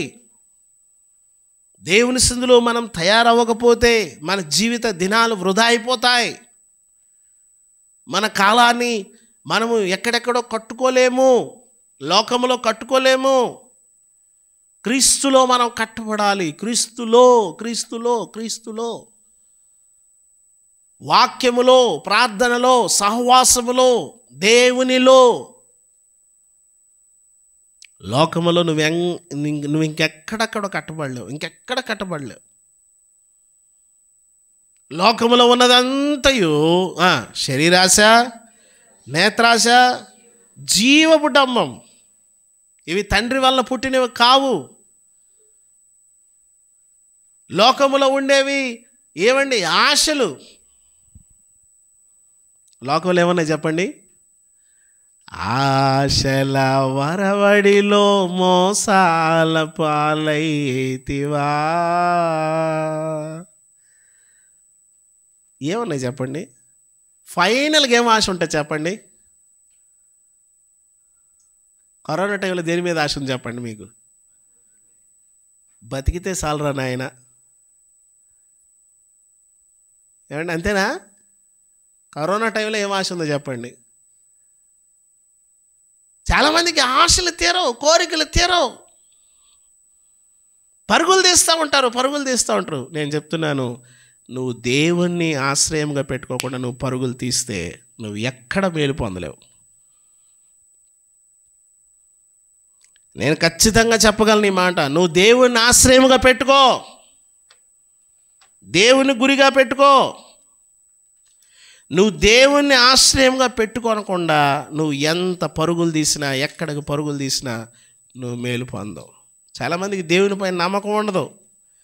వాళ్ళ బలం మీద నమ్మకం, వాళ్ళ తెలివి మీద నమ్మకం, వాళ్ళ ఆలోచన మీద నమ్మకం. నేనేదైనా చేయగలను, నేనేమైనా చేస్తాను. ఒక మాట ఉంది, నేను మీకు ఆ మాట చూపిస్తాను. యెషయా గ్రంథంలోన 52వ కీర్తన, క్షమించాలి 52వ కీర్తన చూడండి. ఈ మాట కోసం వెతకుతా ఉన్నాను. 52వ కీర్తన 6వ వచనం. నీతిమంతులు చూచి భయభక్తులు కలిగి, వినండి, ఇదిగో దేవుణ్ణి తనకు దుర్గముగా నుంచుకొనక తన ధన సమృద్ధి యందు నమ్మికయుంచి తన చేటును బలపరుచుకొని వాడు వీడే అని చెప్పుకొనుచు వాడిని చూసి నవ్వుతారంట. హలో, వింటున్నావా? నువ్వు దేనిపైన నమ్మకం ఉంచాలి? నీ నమ్మకం, నీ ఆధారం, నీ సహవాసం దేంతో? దేనిపైన? కొంతమంది మనుషులు నమ్ముతారు. ఎవరిని? మనుషులు నమ్మద్దు. కొంతమంది ఆస్తులు నమ్ముతారు, అక్కడికి రావు. మన ఎన్టీవీలో ఒక స్పెషల్ రిపోర్ట్ ఒకటి వచ్చింది న్యూస్లో. బాలనగర్లో ఉంటాడు ఒక అతను, వ్యాపారవేత్త. కొన్ని కోట్ల రూపాయలు సంపాదించాడు. ఏలూరు అయింది. పెద్ద పెద్ద కంపెనీలు ఉన్నాయి బాలనగర్లో ఆయనకి. ఆ కూతురు బిడ్డల్ని అందరినీ తన దగ్గర పెట్టుకొని వాళ్ళని పోషించి, వాళ్ళని చదివించి, వాళ్ళకి ఆస్తులు పంచి అన్నీ ఇచ్చాడంట. ఆయన ఏలూరులో అనేకమైన సేవా కార్యక్రమాలు చేశాడు. ఆయన పేరు నాకు జ్ఞాపకం రావట్లేదు. ఏమండి, మొన్న విజయవాడలో వరదలు వచ్చినప్పుడు ఇంచుమించు ఒక 50 కోట్ల రూపాయలు ఇచ్చాడంట. ఎక్కడికైనా సరే 30 కోట్లు 20 కోట్లు అలా ఇచ్చేస్తుంటాడు డబ్బు. విపరీతంగా సంపాదించాడు. ఏమండి, చివరికి ఏమైందో తెలుసా? మనుషులు నమ్ముకుంటే, ఆస్తులు నమ్ముకుంటే, ధనాన్ని నమ్ముకుంటే పరిస్థితులు. వాళ్ళలో ఒకడు మాత్రం పాడైపోయాడు, చెడిపోయాడు. వాడు వచ్చానడంట, దీని డైరెక్టర్ CEO పోస్ట్ నాకు ఇవ్వనంటే ఇవ్వలేదని చెప్పేసి వాళ్ళ తాతని, ప్రేమగా పెంచిన తాతని 72 కత్తిపోట్లు పొడి చంపేశాడు. 72 కత్తిపోట్లు. అమ్మ అడ్డం వచ్చింది. ఒరేయ్ తాతరా, మనకి ఎంత మేలు చేశాడు, ఆయన ఏం చేయకూడదని అడ్డం వెళ్తే అమ్మని 12 కత్తిపోట్లు పొడిచాడు. నేను స్టోరీ చెప్పట్లా, రీసెంట్గా జరిగిన ఒక న్యూస్ ఎన్టీవీలో వచ్చింది చెప్తున్నాను మీకు. మనుషులు దేని వైపు పరిగెత్తుతున్నారు తెలుసా? దేన్ని ఆధారం చేసుకుంటున్నారు తెలుసా? సంపాదించి సంపాదించి సంపాదించి సంపాదించి ఏమి వెలగబెట్టాడనంటే, ఏం తెచ్చిపెట్టుకున్నాడంటే కొంతమంది పరుగులు తీసేస్తూ ఉంటారు. ఆయన తప్పు పట్టడం లేదు, కానీ ఇవన్నీ మనకు హెచ్చరికలు. నీ సహవాసం దేంతో, ఎవరితో, దేనితో, ఎక్కడా, ఎటువైపు వెళ్తున్నావు? ఈ చివరి దినాల్లో ఇవన్నీ మనకు దేవుడు చూపిస్తున్నాడు. జాగ్రత్త అని చెప్తున్నాడు నీకు. ప్రభునందు ప్రియమైన వాళ్ళరా, ఇక్కడ ఏమంటున్నాడో చదవండి. ఆ మాట నేను పర్టికులర్గా ఆ మాట అంతా నేను అండర్లైన్ చేసుకున్నాను. ఇదిగో ఇదిగో దేవుని తనకు దుర్గమ్మగా నుంచుకొనడం లేదు అతను. తన ధన సమృద్ధి యందు నమ్మిక ఉంచుతున్నాడు అతను. చేటును బలపరుచుకుంటున్నాడు. కింద అంటున్నాడు, నేనైతే దేవుని మందిరములో పచ్చని ఒలివ చెట్టు వలె ఉన్నాను, నిత్యము దేవుని కృపయందు నమ్మిక ఉంచి ఉన్నాను. నీవు దాన్ని నెరవేర్చుతేవు గనుక నేను నిత్యము నేను స్తుతించదను. నీ నామము నీ భక్తుల దృష్టికి ఉత్తమమైనది, నేను దాన్ని స్మరించి కనిపెట్టుకొనుచున్నాను. ఎవరితో సహవాసం? ఎవరిని స్మరిస్తున్నావు? నీ స్మరణ, నీ సహవాసం దేవునితో. కొంతమంది ఉదయాన్నే లేచి డబ్బును చూసుకుంటారు ఒకసారి కళ్ళతో. అమ్మయ్య, ఎవడు మొహం చూడకూడదు. ఎవరిని చూడాలా తెలుసా మీకు? లేకపోతే కనీసం ఫోన్పే అన్న ఓపెన్ చేసి ఒకసారి బ్యాంక్ బ్యాలెన్స్ అని చూసుకుంటారు. అమ్మయ్య, దేవునితో సహవాసం ఏది? అక్కడికి వెళితే, ఆ ఎత్తైన స్థలంలోకి వెళ్తే నీకు రక్షణ. పరుగున వెళ్ళిపోయి దాన్ని ఆశ్రయించండి. అక్కడికి వెళ్ళండి. యేసు ప్రభు మార్గము నీకు ప్రియంగా ఉంటే అది కష్టంగా ఉండదు. యేసు ప్రభు మార్గం నీకు ప్రియంగా ఉంటే అది కష్టంగా ఉండదు. యేసు ప్రభు మార్గం నీకు ప్రియంగా లేకపోతే చాలా కష్టం. అబ్బా, మాటికి ప్రార్థన అంటాడు పాస్టర్ గారు. మాటి ప్రార్థన ఎన్నిసార్లు పెడతారు? అయినా ప్రార్థన వారంలో ఎన్నిసార్లు పెడతారు ప్రార్థన? ఊరికి ప్రార్థన ప్రార్థన ప్రార్థన, పని ఉండదు, పాట ఉండదు. ఊరికి ఎందుకు గాలి పీల్చడం? ఆపి నువ్వు ప్రతిరోజు సంవత్సరంలో ఇన్ని సెలవులను ఉన్నాయిగా, ఆ నాజులకు కూడా సెలవు ఇచ్చాయి. ఏ నాజులు? ఆపేయి, గొడవ వదిలిపోతే. తిండికి సెలవు ఇచ్చాయి. కొంతమందికి ఏం తిన్నా అన్నం తినకపోతే ప్రాణం ఊరుకోదు. మా నాన్న ఉన్నాడు, మా నాన్నగారు. ఆయనకి ఏమన్నా పెట్టు, నువ్వు ఎన్నన్నా పెట్టు, అన్నీ తినే, అమ్మా అంత అన్నం పెట్టమ్మా అంటాడు. ఆయనకి అదేంటో, ఆయనకి డాడీ ఇవన్నీ తిన్నావు కదా డాడీ, వద్దులే నీకు అరగదు ఈ టైంలో అంటే, లేదురా కొంచెం కొంచెం తింటా, అంత పెట్టాం అమ్మా. ఆయన తినేది ఏంటంటే ఆయన ప్రాణం అలా ముడిపడిపోయింది, అంత వేసుకుంటాడు. ఇంతే కరెక్ట్గా ఒక 1 టీ స్పూన్ 2 టీ స్పూన్లు అంత వేసుకుని దాన్ని పిసికి అంత తిని మళ్ళీ దాంట్లో చేయగలుగుతాడు. కొంతమందికి కొన్నిటి మీద ప్రాణం. రక్షించబడిన వ్యక్తికి యేసు ప్రభు అంటే ప్రాణం అయి ఉండాలి నీకు. అప్పుడు నువ్వు దేవుని వాక్యం అన్నా, సహవాసం అన్నా, దేవుని సన్నిధి అన్నా ఇష్టంగా ఉంటుంది. లేకపోతే కష్టంగా ఉంటుంది. కొంతమందికి అన్నీ కష్టమే. ఇది కూడా కష్టంగా ఉంది. సేవలు ఎన్ని కష్టాలు. పాస్టర్ గారు ఒక ఆమె అంటుంది, ఏదో పెళ్ళికి వెళ్ళారంట. పెళ్ళికి వెళ్తే పాస్టర్ గారు 10,000 ఇవ్వాలమ్మా అన్నాడంట. 10,000 ఇవ్వాలంటే వాళ్ళ మేనమామ అన్నాడంటే, ఈ పాస్టర్లు ఇలా దబాయించి అడుక్కొని కార్లు గీర్లు కొంటారు అన్నాడంట.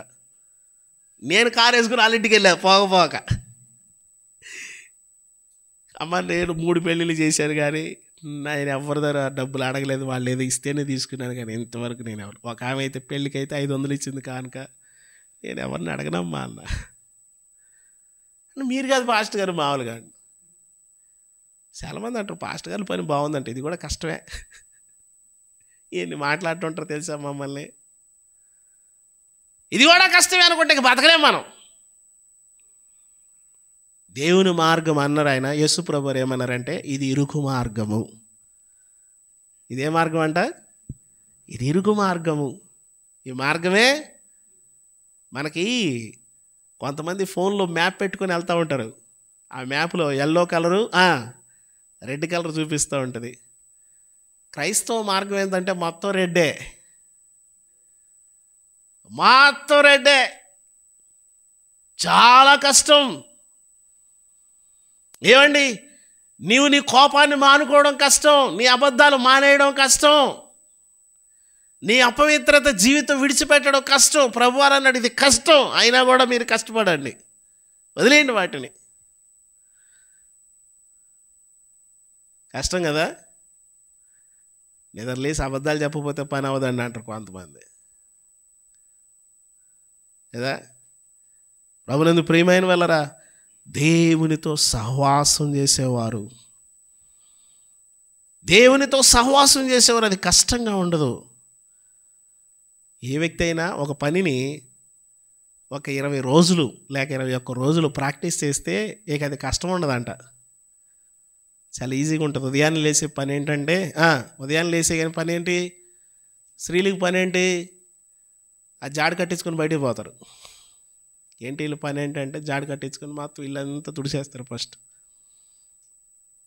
పురుషులకు పని ఏంటి, నిద్రలేగానే సెల్ ఫోన్ తీసుకొని కూర్చుంటారు. నిద్రలేగానే పని ఏంటి నీకు? దేవుని పిల్లలకి పని ఏంటి? ఉదయాన్నే నిద్రలేగానే నువ్వు జాడు కట్ట తీసుకొని పోవద్దు, సెల్ ఫోన్ తీసుకొని పోవద్దు, కూర్చో, దేవునితో సహవాసం చేయి. నువ్వు దేని యందు నమ్మిక ఉంచుతున్నావు, దేనిపైన దేనిని దుర్గముగా పెట్టుకుంటున్నావు, ఎక్కిపోయే అనుభవంలోకి వెళ్ళు. అది అక్కడికి ఎక్కు, ఆ సహవాసం చేయడానికి అక్కడికి ఎక్కు. ప్రభువుతో సహవాసం చేయడానికి ప్రయత్నం చేయి. ప్రభునందు ప్రియమైన వాళ్ళరా, ఇక్కడ అంటున్నాడు సహవాసము మనం చేస్తూ ఉంటే, సహవాసములో కలిసి ఉంటే మనము పంచుకోవాల్సి వస్తుంది. ఏం చేయాలా? సహవాసములు ఏం చేయడం? పంచుకోవడం ఉంటుంది. పంచుకోవాలా, ఇతరులతో పంచుకోవాలా. మేమెందుకు పంచుకుంటాం? మేము కష్టపడింది మేమెందుకు ఇవ్వాలా? ఏమంట? మేము కష్టపడింది మేమెందుకు ఇవ్వాలి? మాకేం అవసరం? మేము పంచం, భలే పనే. నువ్వు పంచడం లేదంటే నీకు స్వార్థం ఉందని అర్థం. సంఘం ఆవిర్భవించబడిన తర్వాత వాళ్ళు తమ చిరాస్తులను అమ్మి పూర్తి చేయండి, మీరు సమిష్టిగా పంచుకున్నారంట. మీకు లేదు కదా, ఇది తీసేసుకో, మీకు లేదు కదా, ఇది తీసేసుకో. ఆ రోజుల్లో అందరూ పంచుకున్నారంట, కలిసి పంచుకున్నారంట, అందరూ ఒకటైపోయారు అక్కడ. సహవాసం అంటే ఏంటి? ఇప్పుడు మనం కోరే వంచం కదా, ఆయనకి తీసిపెట్టి మిగతాది గీకి పెట్టు, అది మనం పంచుకోవడం. కొంతమంది కావాలని గిన్నెలకు గీకుతారు, అంటే వాళ్ళకి సిగ్నల్ అనమాట, ఇండికేషన్. ఏంటి? ఆహా, నీకు వందనాలు పాట పాడాలి, లేదంటే మళ్ళీ నీకు బాప్తీసం ఇవ్వాలి. కొంతమంది ఉంటారు సౌండ్ లేకుండా చక్కగా పెడతారు. వాళ్ళు తినరేమో, ఒకవేళ వాళ్ళకి సౌండ్ ఇబ్బంది కలిగిస్తుందేమో.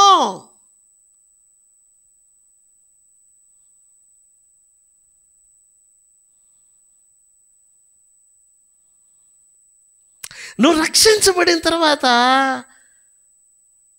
ఆ బీజం నీలోకి వెళ్ళాక మార్పు కనిపించాలా. యాక్టింగ్ చేయొద్దు. యాక్టింగ్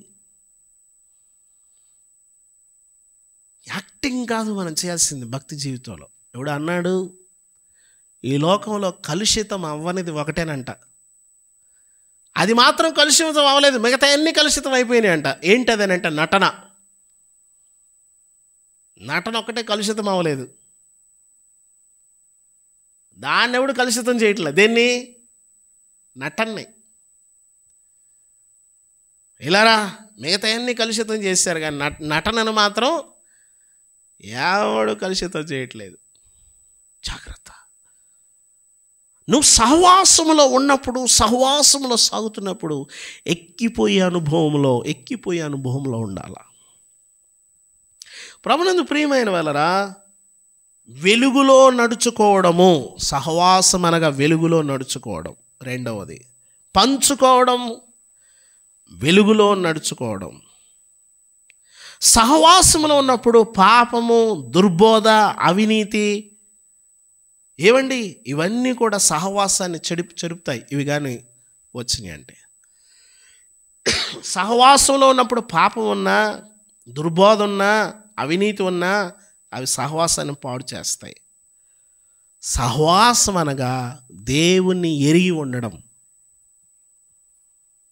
నువ్వు దేవుణ్ణి ఎరిగి ఉండాలి. దేవుని వాక్యాన్ని నువ్వు ఎరిగి ఉండాలి. ఏమండి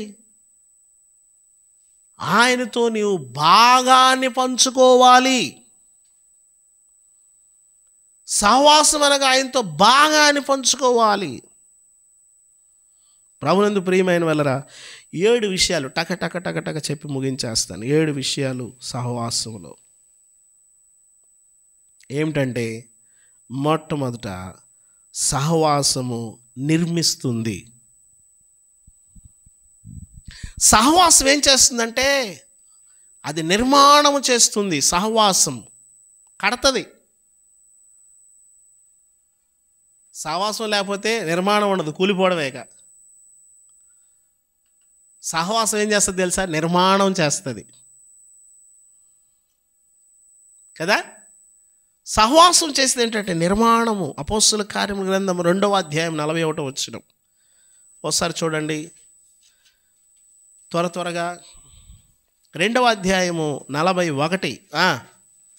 కాబట్టి అతని వాక్యము అంగీకరించిన వారు బాప్తిస్మము పొందిరి. ఆ దినమందు ఇంచుమించు 3,000 మంది ఆ సహవాసములో చేర్చబడ్డారు. చూసారా? వీరు అపోస్తుల బోధ యందును, సహవాసమందును, రొట్టె విరుచుట యందును, ప్రార్థన చేయుట యందును ఎడతెగక ఉన్నారు. సహవాసం ఏం చేస్తుంది అంటే కడుతుంది, కట్టుతుంది. పిల్లలు అనుకున్నారంట అమ్మ నాన్నకు ఒక ఇల్లు కట్టాలని. రాత్రి కూర్చొని రేయ్ నాన్నకి అమ్మకి ఒక మంచి పాగేయాలి ఎక్కడ అన్నారంట. పొద్దున్న నిద్రలేసి మళ్ళీ ఎవరి పనులకు వాళ్ళు వెళ్ళిపోయారు. మళ్ళీ రాత్రి ఇద్దరు కూర్చున్నారంటే రే అలా కాదురా పెద్దోడా, అలా కాదురా చిన్నోడా, నాన్నకి అమ్మకి ఒక ఇల్లు వేయాలరు అనుకున్నారంట. మళ్ళీ పొద్దున్న లేచి ఎవడు దోడి సర్దుకొని వెళ్ళిపోయాడు. మళ్ళా రాత్రి అనుకున్నారంటే ఇద్దరు కలిసి రే అటు కాదురా, రే ఇటు కాదురా, రే రే రే రే కట్టేద్దారా అనుకున్నారంట. మళ్ళా పోయారంట. వీళ్ళు ఎప్పటికి కట్టడం లేదు. ఏంది వీళ్ళు కట్టరేగా, అక్కడ నిలబడితే కడతారు వీళ్ళు. సహవాసం ఏం చేస్తుందంటే కడుతుంది, నిర్మాణం చేస్తుంది. రెండవది సహవాసం ఏం చేస్తుంది చూడండి, కొరింథీయులకు రాసిన పత్రిక. సహవాసం ఏం చేస్తుంది? 1:9 ఇందాక చదివిన మాట. 1 కొరింథీ 1:9. సహవాసం ఏం చేస్తుందంటే పిలుస్తుంది. సహవాసం నేను మొదట కడుతుంది. సహవాసం ఏం చేస్తుందంటే నేను పిలుస్తుంది. మన ప్రభు అయిన యేసుక్రీస్తు అను తన కుమారుని సహవాసమునకు మిమ్మును పిలిచిన దేవుడు నమ్మదగినవాడు. దేవుడు పిలిచాడు. దేవుడు ఏం చేస్తున్నాడంటే పిలుస్తాడు, సహవాసంలోకి పిలుస్తాడు. రండి రండి రండి యేసుని యొద్దకు రమ్మనుచున్నాడు. సహవాసం ఏం చేస్తుందంటే పిలుస్తుంది. ఎడగొట్టేది ఎవరు? పోండి పోండి యేసుని దగ్గర నుండి దూరంగా పోండి, ప్రయాసపడి భారములు మోసుకోండి, మీ తిప్పలు మీరే పడండి. ఎవడు పట్టించుకుంటాడు? సహవాసం పిలుస్తుంది. మూడవది సహవాసం ఏం చేస్తుందంటే పవిత్రపరుస్తుంది. సహవాసం ఏం చేస్తుంది నిన్నంటే నిజంగా ఒక మంచి స్నేహితుడు సహవాసంలోకి వెళ్ళాక పాడు చేయడు. నీ మాటల చేత, నీ ఆలోచన చేత పాడు చేయకూడదు, బాగు చేయాల. అది తప్పు, అలా చేయకూడదు. ఏదైనా ఆలోచన వచ్చినప్పుడు అది మంచిది కాదు, అది కరెక్ట్ కాదు, మనం అలా చేయకూడదు. ప్రియులారా, 1 యోహాను 1:7 ఈ వచనానికి, ఈ మాటకి 1 యోహాను 1:7 చూడండి. అయితే ఆయన వెలుగులో ఉన్న ప్రకారము,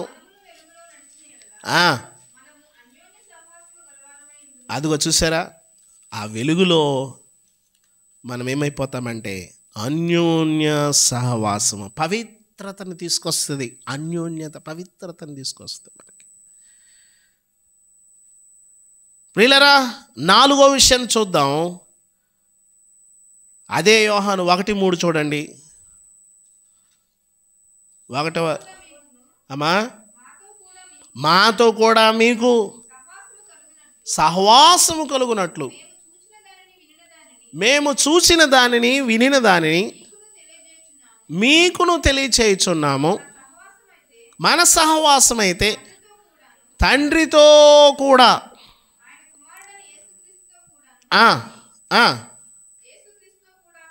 ఉన్నది. చూసారా, 4వ విషయం ఏంటంటే ఆనందాన్ని పరిపూర్ణం చేస్తుంది. ఆనందాన్ని కొంతమంది వాళ్ళు రావడమే సంతోషం పోద్ది ముందు. ఉన్నారా అలాంటి వాళ్ళు ఎవరైనా మీకు తెలిసి? కొంతమంది వాళ్ళు వచ్చారంటే ఉన్న సంతోషం పోద్ది, నెమ్మది పోద్ది, తలనొప్పి, జండు మోసేసా ఖాళీ అయిపోద్ది వాళ్ళు రావడమే. వీళ్ళు ఎప్పుడు పోతారా నాయనా అని చూస్తుంటారు జనం. వాళ్ళు మన బంధువుల్లోనే ఉంటారు, మళ్ళీ బయట వాళ్ళు ఉండరు. మన బంధువుల్లోనే ఉంటారు, బయట వాళ్ళలో ఉండరు. అసలు బయట వాళ్ళలో ఒక్కళ్ళు కూడా ఉండరు. బంధువుల్లోనే వాళ్ళు వచ్చారంటే టెన్షన్, హడలు, టెర్రర్ అన్నమాట. టెర్రర్, ఉగ్రవాదులు వచ్చినట్టే, అణుబాంబులు అణాయుధాలు తీసుకొని లోపల అడుగు పెట్టినట్టే దన్మని. వాళ్ళు రావడంతో ఉన్న టెన్షన్ టెన్షన్ టెన్షన్, ఎప్పుడేమవుద్ది అని. తెలుసా మీకు? మా బంధువులు కూడా ఒక ఆమె ఉంది. ఆమె వచ్చిన కాడి నుంచి ఇదేం జవాబ్ అంటది ఆమె. దోశ వేసాడు, ఇదేంత దోశ అంటది. ఇడ్లీ సాంబార్ లేదా అంటది. రాత్రి సాంబార్ తింటారా? మేము తినం ఎప్పుడు అంటది. వాళ్ళ ఇంట్లోకి సరైన మాంసం ఉండదు, కుక్క మాంసం ఉంటుంది, దిగబడిపోయిన మాంసం. చదవండి ఆ వచ్చిన, మళ్ళా చదవండి. 3వ వచనం చదవండి. మేము చూసిన దాన్ని వినిన దాన్ని మీకు తెలియజేస్తున్నాము. మన సహవాసం అయితే,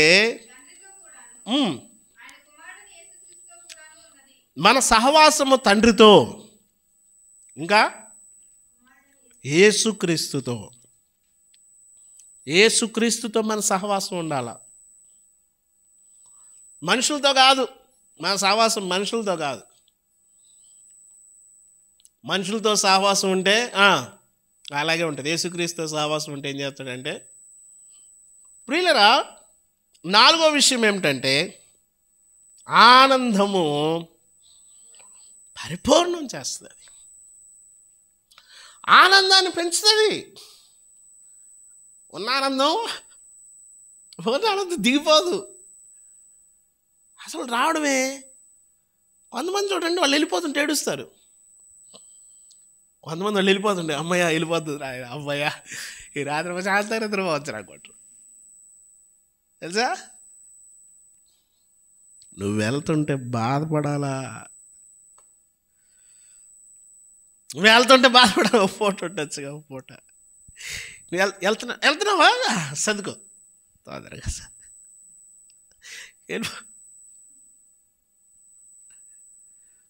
ఆనందం ఏమవ్వాలంట?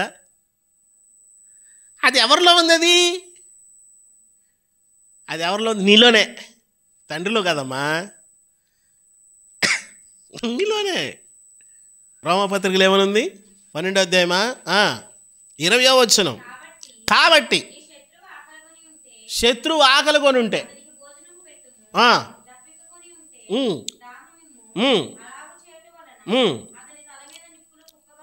ఎవరికంట?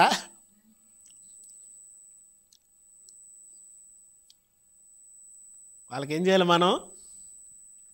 వాళ్ళకేం చేయాలా?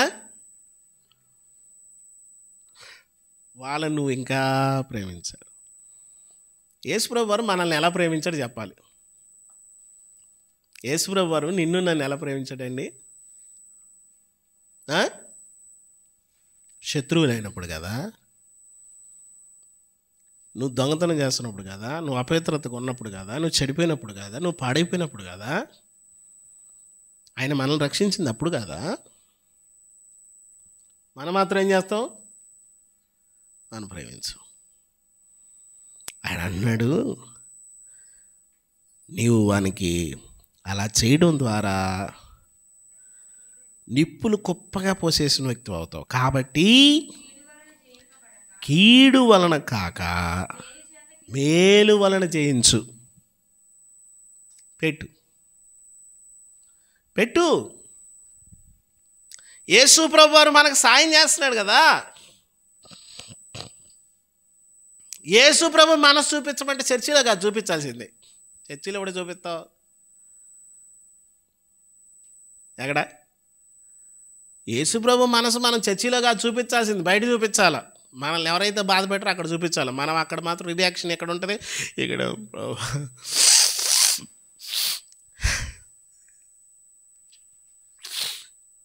ఎక్కడ లాగుతావు? నీ దొంగ నాటకాలు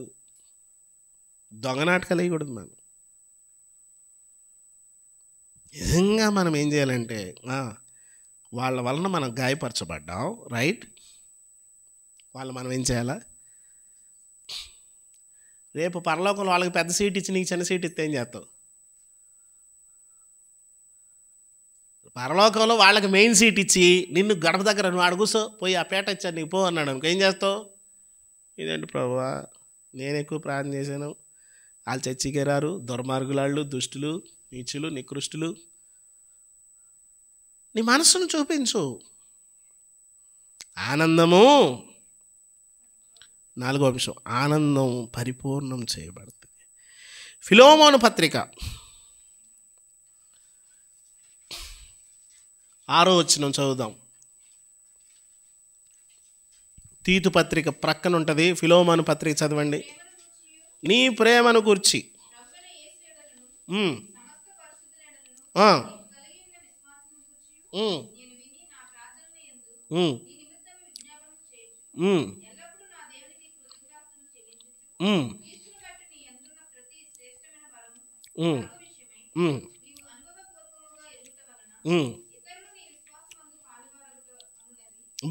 ఇతరులు నీ విశ్వాసం ద్వారా, విను ఈ మాట, ఇతరులు నీ విశ్వాసము ద్వారా, ఇతరులు నీ విశ్వాసమందు పాలివారవ్వాలా. నీ విశ్వాసం ద్వారా ఇతరులు పాలివారవ్వాల పరిచర్యలో. నీ విశ్వాసం ద్వారా ఇతరులు ఏమవ్వాలా? పాలివారగుట అనునది కార్యకారి కావాలనని వేడుకొనుచున్నాను. వాక్యం నీ దగ్గరకు వచ్చినప్పుడు నీవు నీ విశ్వాసం ద్వారా ఇతరులను పాలివారిని చేయాలి. మనము ఇతరులను పాలివారుగా చేయం, మనమే పాలివారుగా ఉన్నాం.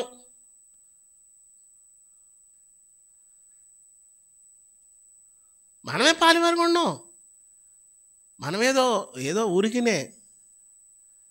అసలు దేవుని సన్నిధిలో నీ భాగం ఏంటి? అసలు నీ వంతేంటి? చాలామందిని గమనిస్తూ ఉంటాను, ఉపవాస ప్రార్థన అంటే వాళ్ళకి లెక్కే లేదు, అస్సలు లెక్క ఉండదు. చాలామందికి దేవుని సన్నిధి అంటే లెక్క ఉండదు. ఉపవాస ప్రార్థన లెక్కే ఉండదు, అస్సలు లెక్క ఉండదు. చాలామంది దేవుని సన్నిధి అంటే నిర్లక్ష్యం, ఖాళీ ఉండరు. దేవునికి నువ్వేమి ఇవ్వవు, దేవునికి నువ్వు ఇచ్చే వ్యక్తివి కాదు. నువ్వు ఎలాంటి వ్యక్తివి? నీ కోసం పరిగెత్తే వ్యక్తివి. వాడు వీడే అన్నాడంట అక్కడ 52 కీర్తన. దాన్ని మంచిగా అండర్లైన్ చేసుకోండి. వాడు చేటునే కూర్చుకుంటున్నాడు అంట. చేటు దేవునికి ఏమిచ్చావు? దేవుని సన్నిధిలో మీరు గమనించారా? మీరు గమనించారా? 2 గంటలు అలా కూర్చోగానే కాళ్ళు ఏమైపోతాయి? ఏంది ఇంకా అవ్వలేదు, ఎంతసేపు వినాలా? కష్టంగా ఉంటుంది. ఇది కూడా కష్టంగా ఉందని వెళ్ళిందాక. దేవుని వాక్యానికి నువ్వు విధేయత చూపించాలా అంతే. ఇతరులను నువ్వు పాలివారిని చెయ్యాలా. ఏమండి, 5వ విషయం ఏంటో తెలుసా? పరిపూర్ణమైన జ్ఞానము. సహవాసంలో పరిపూర్ణమైన జ్ఞానం ఉంటుంది. పరిపూర్ణమైన జ్ఞానం ఉంటుంది. ఏమండి, నువ్వేం చేస్తావు అంటే ఇతరులను పాలివారిగా చేస్తావు, ఇతరులను కలుపుతావు. దేవుని సన్నిధిలో ఇతరులను తీసుకొచ్చే పనిలో ఉంటావు, నడిపించే పనిలో ఉంటావు. నువ్వు లెక్కపెట్టు, ఈ చర్చిలో కూర్చొని నువ్వు లెక్కపెట్టు, నేను తీసుకొచ్చాను ఈమెని అని నువ్వు లెక్కపెట్టు. ఈయన నేను తీసుకొచ్చాను అని ఎవరినైనా లెక్కపెట్టు. నువ్వు వాని చర్చి అంతట్లో మన గ్రూప్లో ఉన్న వాళ్ళు అందరినీ లెక్క పెట్టుకో. నేను వాళ్ళని తీసుకొచ్చాను, నేను ఎవరి పేరు అని చెప్పు. నువ్వు ఏముంది? పిల్లల్ని కనకపోతే ఏమంటారు చెప్పు? పిల్లల్ని కనకపోతే దాన్ని ఏమంటారు చెప్పాలి మీరు. నేను అనకూడదులే. గొడ్డుబొద్దా? ఇంకోటి కూడా ఏదో అంటారా? నీకు కనడం రాదు.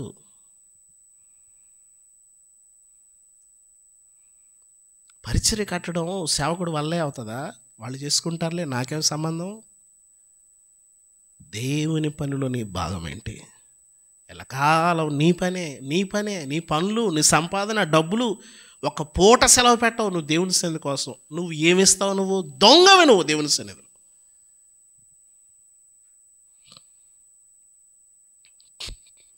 అందుకే ఒక పాట ఉంటుంది, ఏమని ఉంటుంది తెలుసా? రాత్రంతా నిదురా, పగలంతా పనులు, రోజంతా నీ కొరకే బ్రతికినచో. రాత్రంతా నిదురా, పగలంతా పనులు, రోజంతా నీ కొరకే బ్రతికినచో. రాజేసు దినము నీకు కలవరము, రాజేసు దినము నీకు కలవరము, రొమ్ము బాదుకొనేడ్చెదవు. ఏం చేస్తావు? నీకోసమే పరుగులు పరుగులు పరుగులు పరుగులు పరుగులు. ఖాళీ లేదండి, ఖాళీ. ఎవరిని కదిలిపెట్టు, ఎవరిని కదిలించు. అందుకని ఎవరిని కదిలించడంలో నేను గ్రూప్లో పడేస్తున్నాను అంతే. ఈ మధ్య అడగట్లేదు, ఎందుకంటే ఎప్పుడు చూడు 365 రోజులు కోటాలకు కూడా వస్తారు. అట్లా వచ్చి అట్లా కనపడి పాస్టర్ గారికి ఏదో ఒకటి చూపిస్తారు ఫేస్. పాస్టర్ గారు నేను వచ్చాను ఇట్లా అంటారు, పోతారు మళ్ళీ. నాశేంటో తెలుసా? వీళ్ళు కట్టబడాలా, ప్రభువులో కట్టబడాలా. నాశేంటో తెలుసా? నువ్వు ప్రభువులో కట్టబడాలా. నాశేంటంటే నువ్వు దేవునిలో కట్టబడాలా. నువ్వు దేవుని కొరకు ఒక మంచి సాక్షిగా ఉండాలా. నేను ఒక సేవకుడుగా ఉన్నప్పుడు నా ఆశ ఏంటంటే నువ్వు దేవుని కొరకు ఒక బలమైన వ్యక్తిగా ఉండాలి. నా ఆశ అది. నాకు బాధ వేస్తుంది, ఇదేంటి వీళ్ళు అటెండెన్స్ నా ముఖం ఏంటి? నేనేమైనా చేయగలనా? నేను మిమ్మల్ని ఏమైనా చేయగలనా? మీరు వాక్యం విని కట్టబడాలి. నాకు ఆశ. నాకు ఎప్పుడు ఆశ తెలుసా? నువ్వు కన్నీరు కారిస్తే నాకు ఆశ. నువ్వు దేవుని సన్నిధిలో ఒక బాధ్యత కలిగిన వ్యక్తిగా ఉంటే ఆశ. నువ్వు దేవుని సన్నిధిలో నువ్వు అన్ని విషయాల్లో ముందుండి నువ్వు సంఘంలో నడుస్తుంటే నిన్ను చూసినప్పుడు నాకు సంతోషం. అంతేగాని నువ్వేదో మా కుటుంబపు వాట 5,000, మా కుటుంబపు వాట 10,000 డబ్బులు ఇస్తే కాదు ఆశ. నాకు ఆశ ఎప్పుడు? నాకు సంతోషం ఎప్పుడు? మీ నాన్నరికి వెళ్ళి నువ్వు కూర్చుంటే సంతోషమా, లేకపోతే పంపించని తీసుకో అంటే సంతోషమా? ఎవడికి కావాలరా నీ డబ్బులా? మాకు ఇచ్చేంతటోడు నువ్వు అంటాడు. అంతేనా? ఏం కావాలి నీకంటే? నువ్వు వచ్చి కూర్చో, కలిసి తిన్నవరా అంటాడు. ప్రియులరా, నా ఆశ ఏంటంటే సహవాసములను వృద్ధి చెందాల. నువ్వు గొప్ప ప్రార్థనాపరుడు అవ్వాలా, నువ్వు కన్నీరు కార్చే వ్యక్తి అవ్వాలా. సహవాసములో భారముతో ప్రార్థన చేసే వ్యక్తి అయి ఉండాలా. నిన్ను గురించిన ఒక మంచి తలంపు దేవుడు నాకు ఇవ్వాలా. ఇదిగో ఆ వ్యక్తి, ఇదిగో అతను, ఇదిగో ఆమె. నిన్ను గురించి ఏం తలంపు ఉంది నాకు? నిన్ను గురించి నీ సేవకునికి ఏ తలంపు ఉంది? నిన్ను గురించి నీ సేవకునికి ఏ తలంపు ఉంది? నిన్ను గురించి నీ సేవకునికి ఏం తలంపు ఉంది? చర్చిలో ఒక మెంబర్ అంతే. ప్రియులరా, సంఘములో ఉన్నవారు గమనించండి, భారాలు మోసేవారిగా ఉండాలా. సేవ భారం అండి ఇది. ఎంతోమంది నశించిపోతున్నారు, వారి గురించి నీకు భారం ఉండాలా. నాకెందుకంటే పాస్టర్ గారు, నా భారమే నాకు, మోసుకోలే చచ్చిపోతున్నాను. ప్రియులరా, కొంతమంది వాళ్ళు చెప్పే విషయాలు ఏంటో తెలుసా? నాకు వినండి, కొంతమంది వాళ్ళు చెప్పే విషయాలు ఏంటో తెలుసా?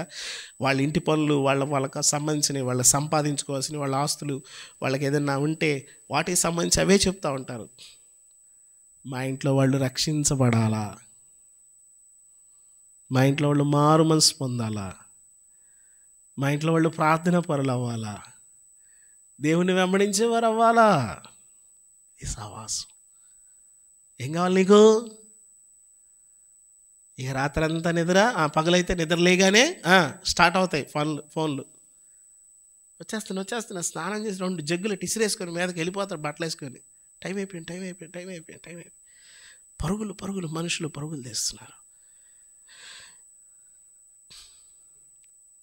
నాకు రాత్రి ఒక విచిత్రమైన ఆలోచన వచ్చింది. ఆన్లైన్ భక్తి ఎలా ఉంటుంది? ఏంటి, గృహప్రవేశం కూడా ఆన్లైన్లోనే. నేను ఇక్కడ చేరి ఇట్లా కట్ చేస్తాను, మీరు అక్కడ ఇంట్లోకి వెళ్ళిపోవచ్చు. సమాధి కూడా ఆన్లైన్లోనే, పెళ్ళి కూడా ఆన్లైన్లోనే, దశంభాగాలు ఆన్లైన్లోనే, ప్రార్థన ఆన్లైన్లోనే, అంతా ఆన్లైనే. ఇక మనుషులు కలవడను, పాస్టర్ గారు నేను వెళ్తున్నాను ప్రార్థన చేయండి, అంతా ఆన్లైనే. టయాలు లేవు మనుషులకి, టయాలు లేవు, ఏం లేదు. మనుషులు పరుగులు, ఖాళీ లేదు. ఏం లేదంట, ఉపవాస ప్రార్థన ఖాళీ లేదండి. పని చేసి చెప్పట్లేదు. చేసి వాళ్ళు చెప్పండి అమ్మా, చేసి వాళ్ళు చెప్పండి. పని చేసి అప్పుడు అంటారు, ఇదేంటిది పాస్టర్ గారు ప్రార్థన పెట్టారా? పాస్టర్ గారు పెట్టింది కాదు అది, ప్రభు నేను బలపరచాలని. ఏ సమయం ఎలా ఉంటుందో తెలియదు. మన ప్రసన్న ప్రమీల వాళ్ళ ఊరు ఎల్లమ్మల, ఆ ఊళ్ళో పాస్టర్ గారు వాళ్ళ అమ్మ బియ్యం చరిగితే ఇలాగ జల్లిస్తా అని చచ్చిపోయిందంట. అంతే. పాస్టర్ విచిత్రం, పాస్టర్ ఏం అర్థం కాలేదు. ఇప్పుడు ఆరాధనకు వచ్చింది, రజనీ సిస్టర్ అక్కడికి వచ్చింది. ఆమె అంటుంది, ఆ స్కూల్లో టీచర్ చచ్చిపోయాడంట. ఊరికి నిమిషంలో గుండె అన్నడంటే చచ్చిపోయాడంట. దేవునికి స్తోత్రం, ఎవడా లేలు అనడం లేదు. గుండె ఊరికి ఆగిపోతుంది. హలో, టైం లేని భక్తులారా, గుండె ఆగిపోతుంది నాన్న. టైం ఉన్నట్ల దానికి, అది రెస్ట్ తీసుకుంటుంది, షట్ డౌన్ అయిపోతుంది. మళ్ళీ దానికి బోర్ చేయించడానికి కూడా లేదు అవకాశం, రీప్లేస్ చేయడానికి కూడా లేదు అవకాశం. టైం లేదు. ప్రభు అంటున్నాడు, సహవాసానికి ఎక్కిరండి. టైం లేదు. ఏమండి, ఈ మధ్యకాలంలో నేను విన్న వార్తలన్నీ మీకు చెప్తున్నాను. నేను చాలాసార్లు చెప్పాను, 45 నుంచి 60 లోపే చచ్చిపోతున్నారు మనుషులు. 60 ఏళ్ళు రావడం లేదు. మోషే అంటున్నాడు 70 లేక 80, అంత లేదు. మన దగ్గరకు వచ్చేసరికి 70 పోయింది, 80 పోయింది. అయిపోయింది, సీజన్ మారిపోయింది. మనిషి ఆయుష్ ఎప్పుడు ఆగిపోతుందో తెలియట్లేదు. దేవునితో సహవాసం చేయి, జాగ్రత్త. ఆయన రాకడెప్పుడో నీ పోకడెప్పుడో తెలీదు అంటున్నాడు. చివరిగా ఒక మాట చూడండి, సహవాసంలో చివరి 2 మాటలు ఏంటంటే ఫిలిప్పీ పత్రిక 2:1. త్వరగా చూడండి, ఫిలిప్పీ 2:1. కావున క్రీస్తునందు ఏ హెచ్చరికైనను, ప్రేమ వలన ఆదరణైనను, ఆత్మయందు ఏ సహవాసమైనను, ఏ దయారసమైనను, వాత్సల్యమైనను, అదిగో సహవాసం యొక్క ప్రాముఖ్యత ఏంటంటే 6వది ఏక మనస్సు. ఒకే మనసు, కలిసి ఉండాలి, విడిపోవద్దు. ఏమన్నా అక్కడ అంటున్నాడు, ఏ దయారసమైన వాత్సల్యమైన ఉన్న ఎడల మీరు ఏక మనస్సులగునట్లు ఏక ప్రేమ కలిగి ఏక భావము గలవారై ఉండి ఒకదాని అందే మనసుంచుచు నా సంతోషము సంపూర్ణం చేయండి. వీళ్ళు కొట్టుకొని చేస్తున్నారు ఫిలిప్పీ సంఘంలో. ఫిలిప్పీ సంఘంలో వీళ్ళు కొట్టుకొని చేస్తుంటే పౌలు భక్తుడు అంటున్నాడు, మీరందరూ ఒకే మనసు కలిగి ఉండండి. ఏ మనసు అంట? ఏక మనసు అంటే చెప్పండి, ఏక మనసు అంటే చెప్పండి. ఎవరైనా ఏదైనా చెప్పారని దాన్ని కట్టుబడిపోతారు అంతే. అలా కాదు, ఇలాగా అలా 12 మంది ఉన్నారు, 12 మాటలు చెప్తే అది ఏక మనసా? 12 మంది 12 మాటలు చెప్పారు, 10 మంది 10 మాటలు చెప్పారు, అది ఏక మనసా? ఒకే మనసు. సహవాసం యొక్క ప్రాముఖ్యత ఏంటంటే ఒకే మనసు. చివరిగా చూడండి, చివరిగా గలతీ 2:9. గలతీలకు రాసిన పత్రిక 2వ అధ్యాయం 9వ వచనం చివరి మాట, అనగా అపోస్తులుడగుటకు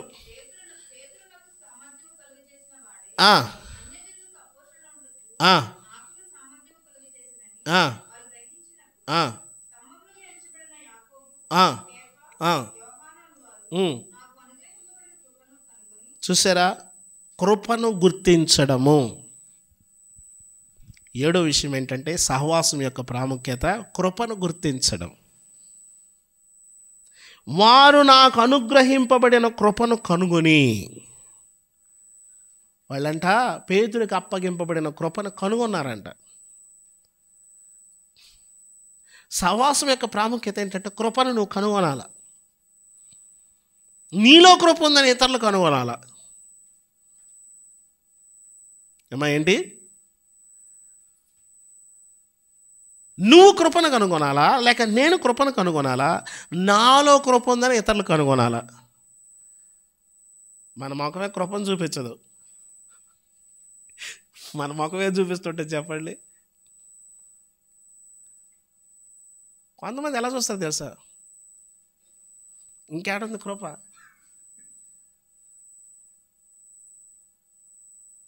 అలా చూస్తారు. వాళ్ళు చూపే భయంకరంగా ఉంటుంది. ఆగస్టు 15వ తారీఖున అక్కడ బార్డర్లో ఇద్దరు అక్కడ చేస్తుంటారు, ఏమంటారు దాన్ని చూసారా? ఆ 2 బార్డర్ల మధ్యలో గేట్ ఓపెన్ చేసి చూస్తాడు, అంటుంటాడు. ఎక్కడుంటుంది కృప? వాడు కాలెత్తి మొహం మీద కొడతాడు ఇలాగా. కృప వద్దా? నీ ముఖంలో, నా ముఖంలో, మన ముఖంలో కృప కనపడాలా. నువ్వు ప్రభుతో సహవాసం చేస్తున్నావు అంటే ఎలా ఉండాలా? గొర్రెపిల్లలాగా ఉండాలి, గొర్రెపిల్లలాగా. ఎలాగా? నీ ఉద్యోగంలో నువ్వు చేయవలసిన క్రమాలు చేయవలసి వచ్చినప్పుడు మాత్రం నువ్వు కఠినంగా వ్యవహరించాలా, తప్పదు. ఆపరేషన్ చేయాలంటే కొయ్యాలి, పాస్ట్ గారు కృపాన్ని నేను కొయ్యలేనంటే కుదరదు, చచ్చిపోతాడు. అర్థమైందా? కొయ్యాలా పడలేదా? కోసి అక్కడ ఉన్న పసర తీసి బయటపడేయాలి. పాస్టర్ గారు కృపగా వాక్యం చెప్పండి అంటే కొన్నిసార్లు కుదరదు. ధర్మశాస్త్రం లాక్కొచ్చి చెప్పాలి. ప్రభునందు ప్రియమైన వాళ్ళరా, 7 విషయాలు. 1 నిర్మిస్తుంది, 2వది పిలుస్తుంది, 3వది పవిత్రపరుస్తుంది, 4వది ఆనందాన్ని పరిపూర్ణం చేస్తుంది, 5వది పరిపూర్ణమైన జ్ఞానాన్ని ఇస్తుంది. 6వది ఏక మనస్సును కలిగిస్తుంది. 7వది కృపను గుర్తిస్తుంది. సహవాసం. ఈ సహవాసానికి ఎక్కిరండి, ఈ సహవాసానికి ఎక్కిరండి. ప్రభు పిలిచే పిలుపు ఏంటంటే ఎక్కిరండి, ఈ సహవాసంలో జీవించండి. ప్రియులారా, భయంకరమైన దినాలండి ఇవి. సమకూర్చుకునే దినాలు కావు. సహవాసంలో ఉన్నావా? వేటి మీద ఆశ పెట్టుకున్నావు? ఎటు పరిగెత్తుతున్నావు? ఏమైపోతావు తర్వాత? జాగ్రత్త, ఏమైపోతావు? మన ప్రభు అయిన యేసుక్రీస్తు అనే తన కుమారుని సహవాసమునకు మనల్ని ఆయన పిలుస్తున్నాడు. రా, ప్రభుతో సహవాసం చేయి, ఆయన పాదాలు పట్టుకో, ఆయనతో నడు, అక్కడికి ఎక్కిపో. నువ్వు ఒకవేళ పొరపాటుని ఏదైనా చేస్తే అక్కడ నువ్వు క్షమించబడతావు, నువ్వు లేవీడిగా ఎంచబడతావు, నీ గొప్ప ఆధిక్యత అక్కడ లభిస్తుంది, నీ పేరు పెరుగుతుంది, అక్కడ నిన్ను దేవుడు దీవిస్తాడు. నువ్వు ప్రభు పాదాలు పట్టుకొని ముందుకు సాగితే నిశ్చయముగా నువ్వు దీవించబడతావు. ప్రభు పాదాలు పట్టుకోకుండా నువ్వు పరిగెత్తితే నువ్వు మేలు పొందలేవు. నువ్వు ప్రభు పాదాలు పట్టుకోవాల్సిన సమయం ఇది. ఆయన ఇస్తున్న అవకాశాలను సద్వినియోగపరచుకొని ముందు సాగిపోదాం. దేవుడి మాటలు దీవించునుగాక. ఆమేన్. తలలు వంచండి, ప్రార్థన చేద్దాం. కళ్ళు మూసుకోనండి, నోరు తెరిచి ప్రభువా మీరు మమ్మల్ని బలపరచండి. దేవునితో సహవాసము మనలను కలుపుతుంది, మనల్ని ఒకటి చేస్తుంది, మనల్ని స్థిరపరుస్తుంది. ఇదిగో ఇశ్రాయేలీయులకు మనకు ఉన్నటువంటి మధ్య గోడను పడగొట్టి ఆయన ఏకం చేసి ఆయన మనల్ని దీవించి ఉన్నారు. దయచేసి నోరు తెరిచి ప్రార్థన చేస్తావా? ఎట్టెట్టో పరిగెత్తద్దు, ఎక్కడెక్కడికో వెళ్ళొద్దు. చివరి దినాల్లో ఉన్నాం, భయంకరమైన దినాల్లో ఉన్నాం. ఏదో చెయ్యాలన్న నీ ఆలోచన దేవుని పాదాల ముందు పెట్టు. అది నీ చిత్తమా కాదా అని అడుగు, ఆయన ఆశ్రయించు, ఆయన వేడుకో. నీకు తప్పకుండా సాయం చేస్తాడు. నేను విడిచిపెట్టేవాడు కాదు. మనుషులు విడిచిపెట్టేస్తారు, మనల్ని వదిలేసి వెళ్ళిపోతారు. మనతో ఎవరు శాశ్వతంగా ఉండరు. ఖచ్చితంగా ప్రభు అయితే నేను విడిచిపెట్టడు. మనుషులు వదిలేసి వెళ్ళిపోతారండి, వాళ్ళకి పట్టదన్నట్టుగా వెళ్ళిపోతారు. ప్రభు ఎన్నడూ విడిచిపెట్టడు. ఆయన నేను విడువను, నేను ఎడబాయను, నిబ్బరము కలిగి ధైర్యముగా ఉండుము అని చెప్పేసి ప్రభు సెలవిస్తూ ఉన్నారు. నిబ్బరము కలిగి ముందుకు సాగిపోదాం. ప్రేమ కలిగిన తండ్రి, పరిశుద్ధుడా, మహోన్నతుడా, జీవాధిపతి, ఘనమైన మా స్వామి, మీ పరిశుద్ధమైన పాదములకు వందనాలు. మా గమనంలోకి తెచ్చిన ప్రతి మాటను బట్టి మిమ్మల్ని స్తుతిస్తూ ఉన్నాం. దేవా, మీతో సహవాసములో వర్ధిల్లే భాగ్యాన్ని దయచేయండి. లోకము దాని ఆశ గతించిపోవును, దేవుని చిత్తము జరిగించువాడు లేక దేవునితో సహవాసం చేసేవాడు నిరంతరము నిలుచునని మీరు సెలవిచ్చారు. దేవా, మీ చిత్తాన్ని మేము జరిగించేవారుగా, మీ చిత్తానుసారముగా జీవించేవారుగా మమ్మల్ని మీరు సిద్ధపరచండి. ప్రభువా, మా తండ్రి, ఎవరైతే మీ సన్నిధిలో ఒక మంచి తీర్మానం చేసుకున్నారో వారిని విశ్వాసములు ఇంకా బలపరిచి ముందుకు నడిపించండి.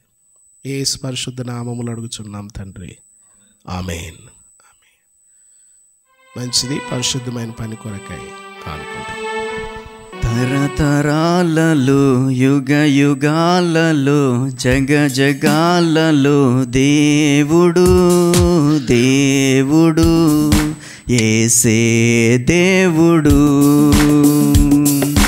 దేవుడు దేవుడు యేసే దేవుడు. హల్లెలూయా హల్లెలూయా హల్లెలూయా హల్లెలూయా హల్లెలూయా హల్లెలూయా హల్లెలూయా హల్లెలూయా. భూమిని పుట్టింపకమునుపు లోకపు పునాది లేనప్పుడు, భూమిని పుట్టింపకమునుపు లోకపు పునాది లేనప్పుడు, దేవుడు దేవుడు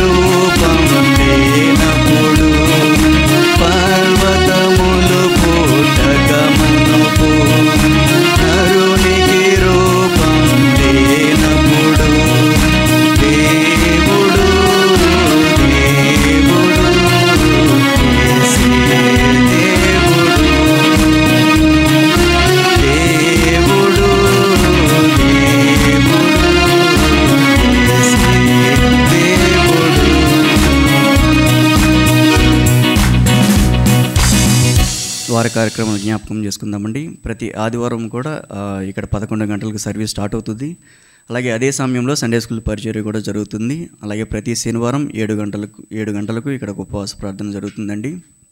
అలాగే ప్రతి మంగళవారం కూడా స్త్రీల ప్రార్థన జరుగుతుంది.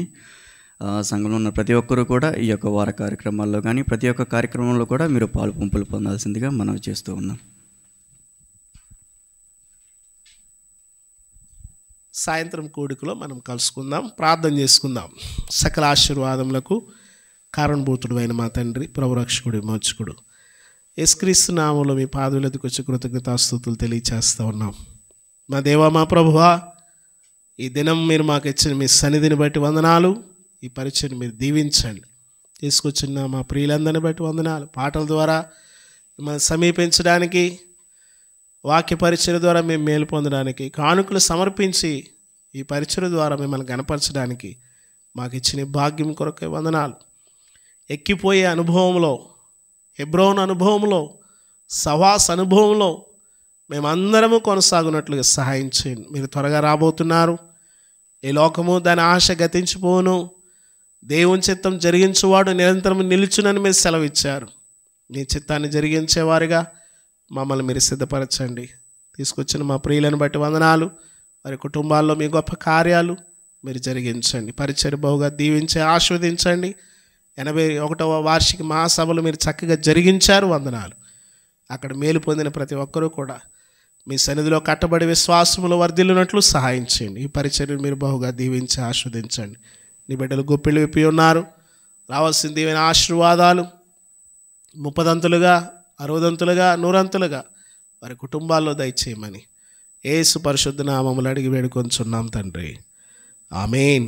పరలోకమందున్న మా తండ్రి, ఈ నామం పరిశుద్ధపరచబడును గాక, మీ రాజ్యం వచ్చును గాక, మీ చిత్తం పరలోకమంది ఎలాగో భూమి అందు అలాగో నెరవేరును గాక. మాకు కావాల్సిన ఆహారం నేడు మాకు దయచేయము. మా రుణస్తులు మేము క్షమించిన ప్రకారం మా రుణం క్షమించు. శోధనలోకి తేక కీడును తప్పించు. రాజ్యము, బలము, మహిమ నిరంతరము నీవై ఉన్నవి తండ్రి. మన తండ్రి అయిన దేవుని యొక్క ప్రేమయు, ఆయన కుమారుడు ఒకే ఒక రక్షకుడు యేసుక్రీస్తు ప్రభు వారి కృపయు, పరిశుద్ధాత్మ దేవుని యొక్క అన్యోన్య సహవాసము సన్నిధి కూడిన మనకి, మన కుటుంబాలకి, పరిచర్యకు ప్రభుత్వ పర్యంతము తోడై ఉండి కాపాడి దీవించునుగాక. ఆమేన్.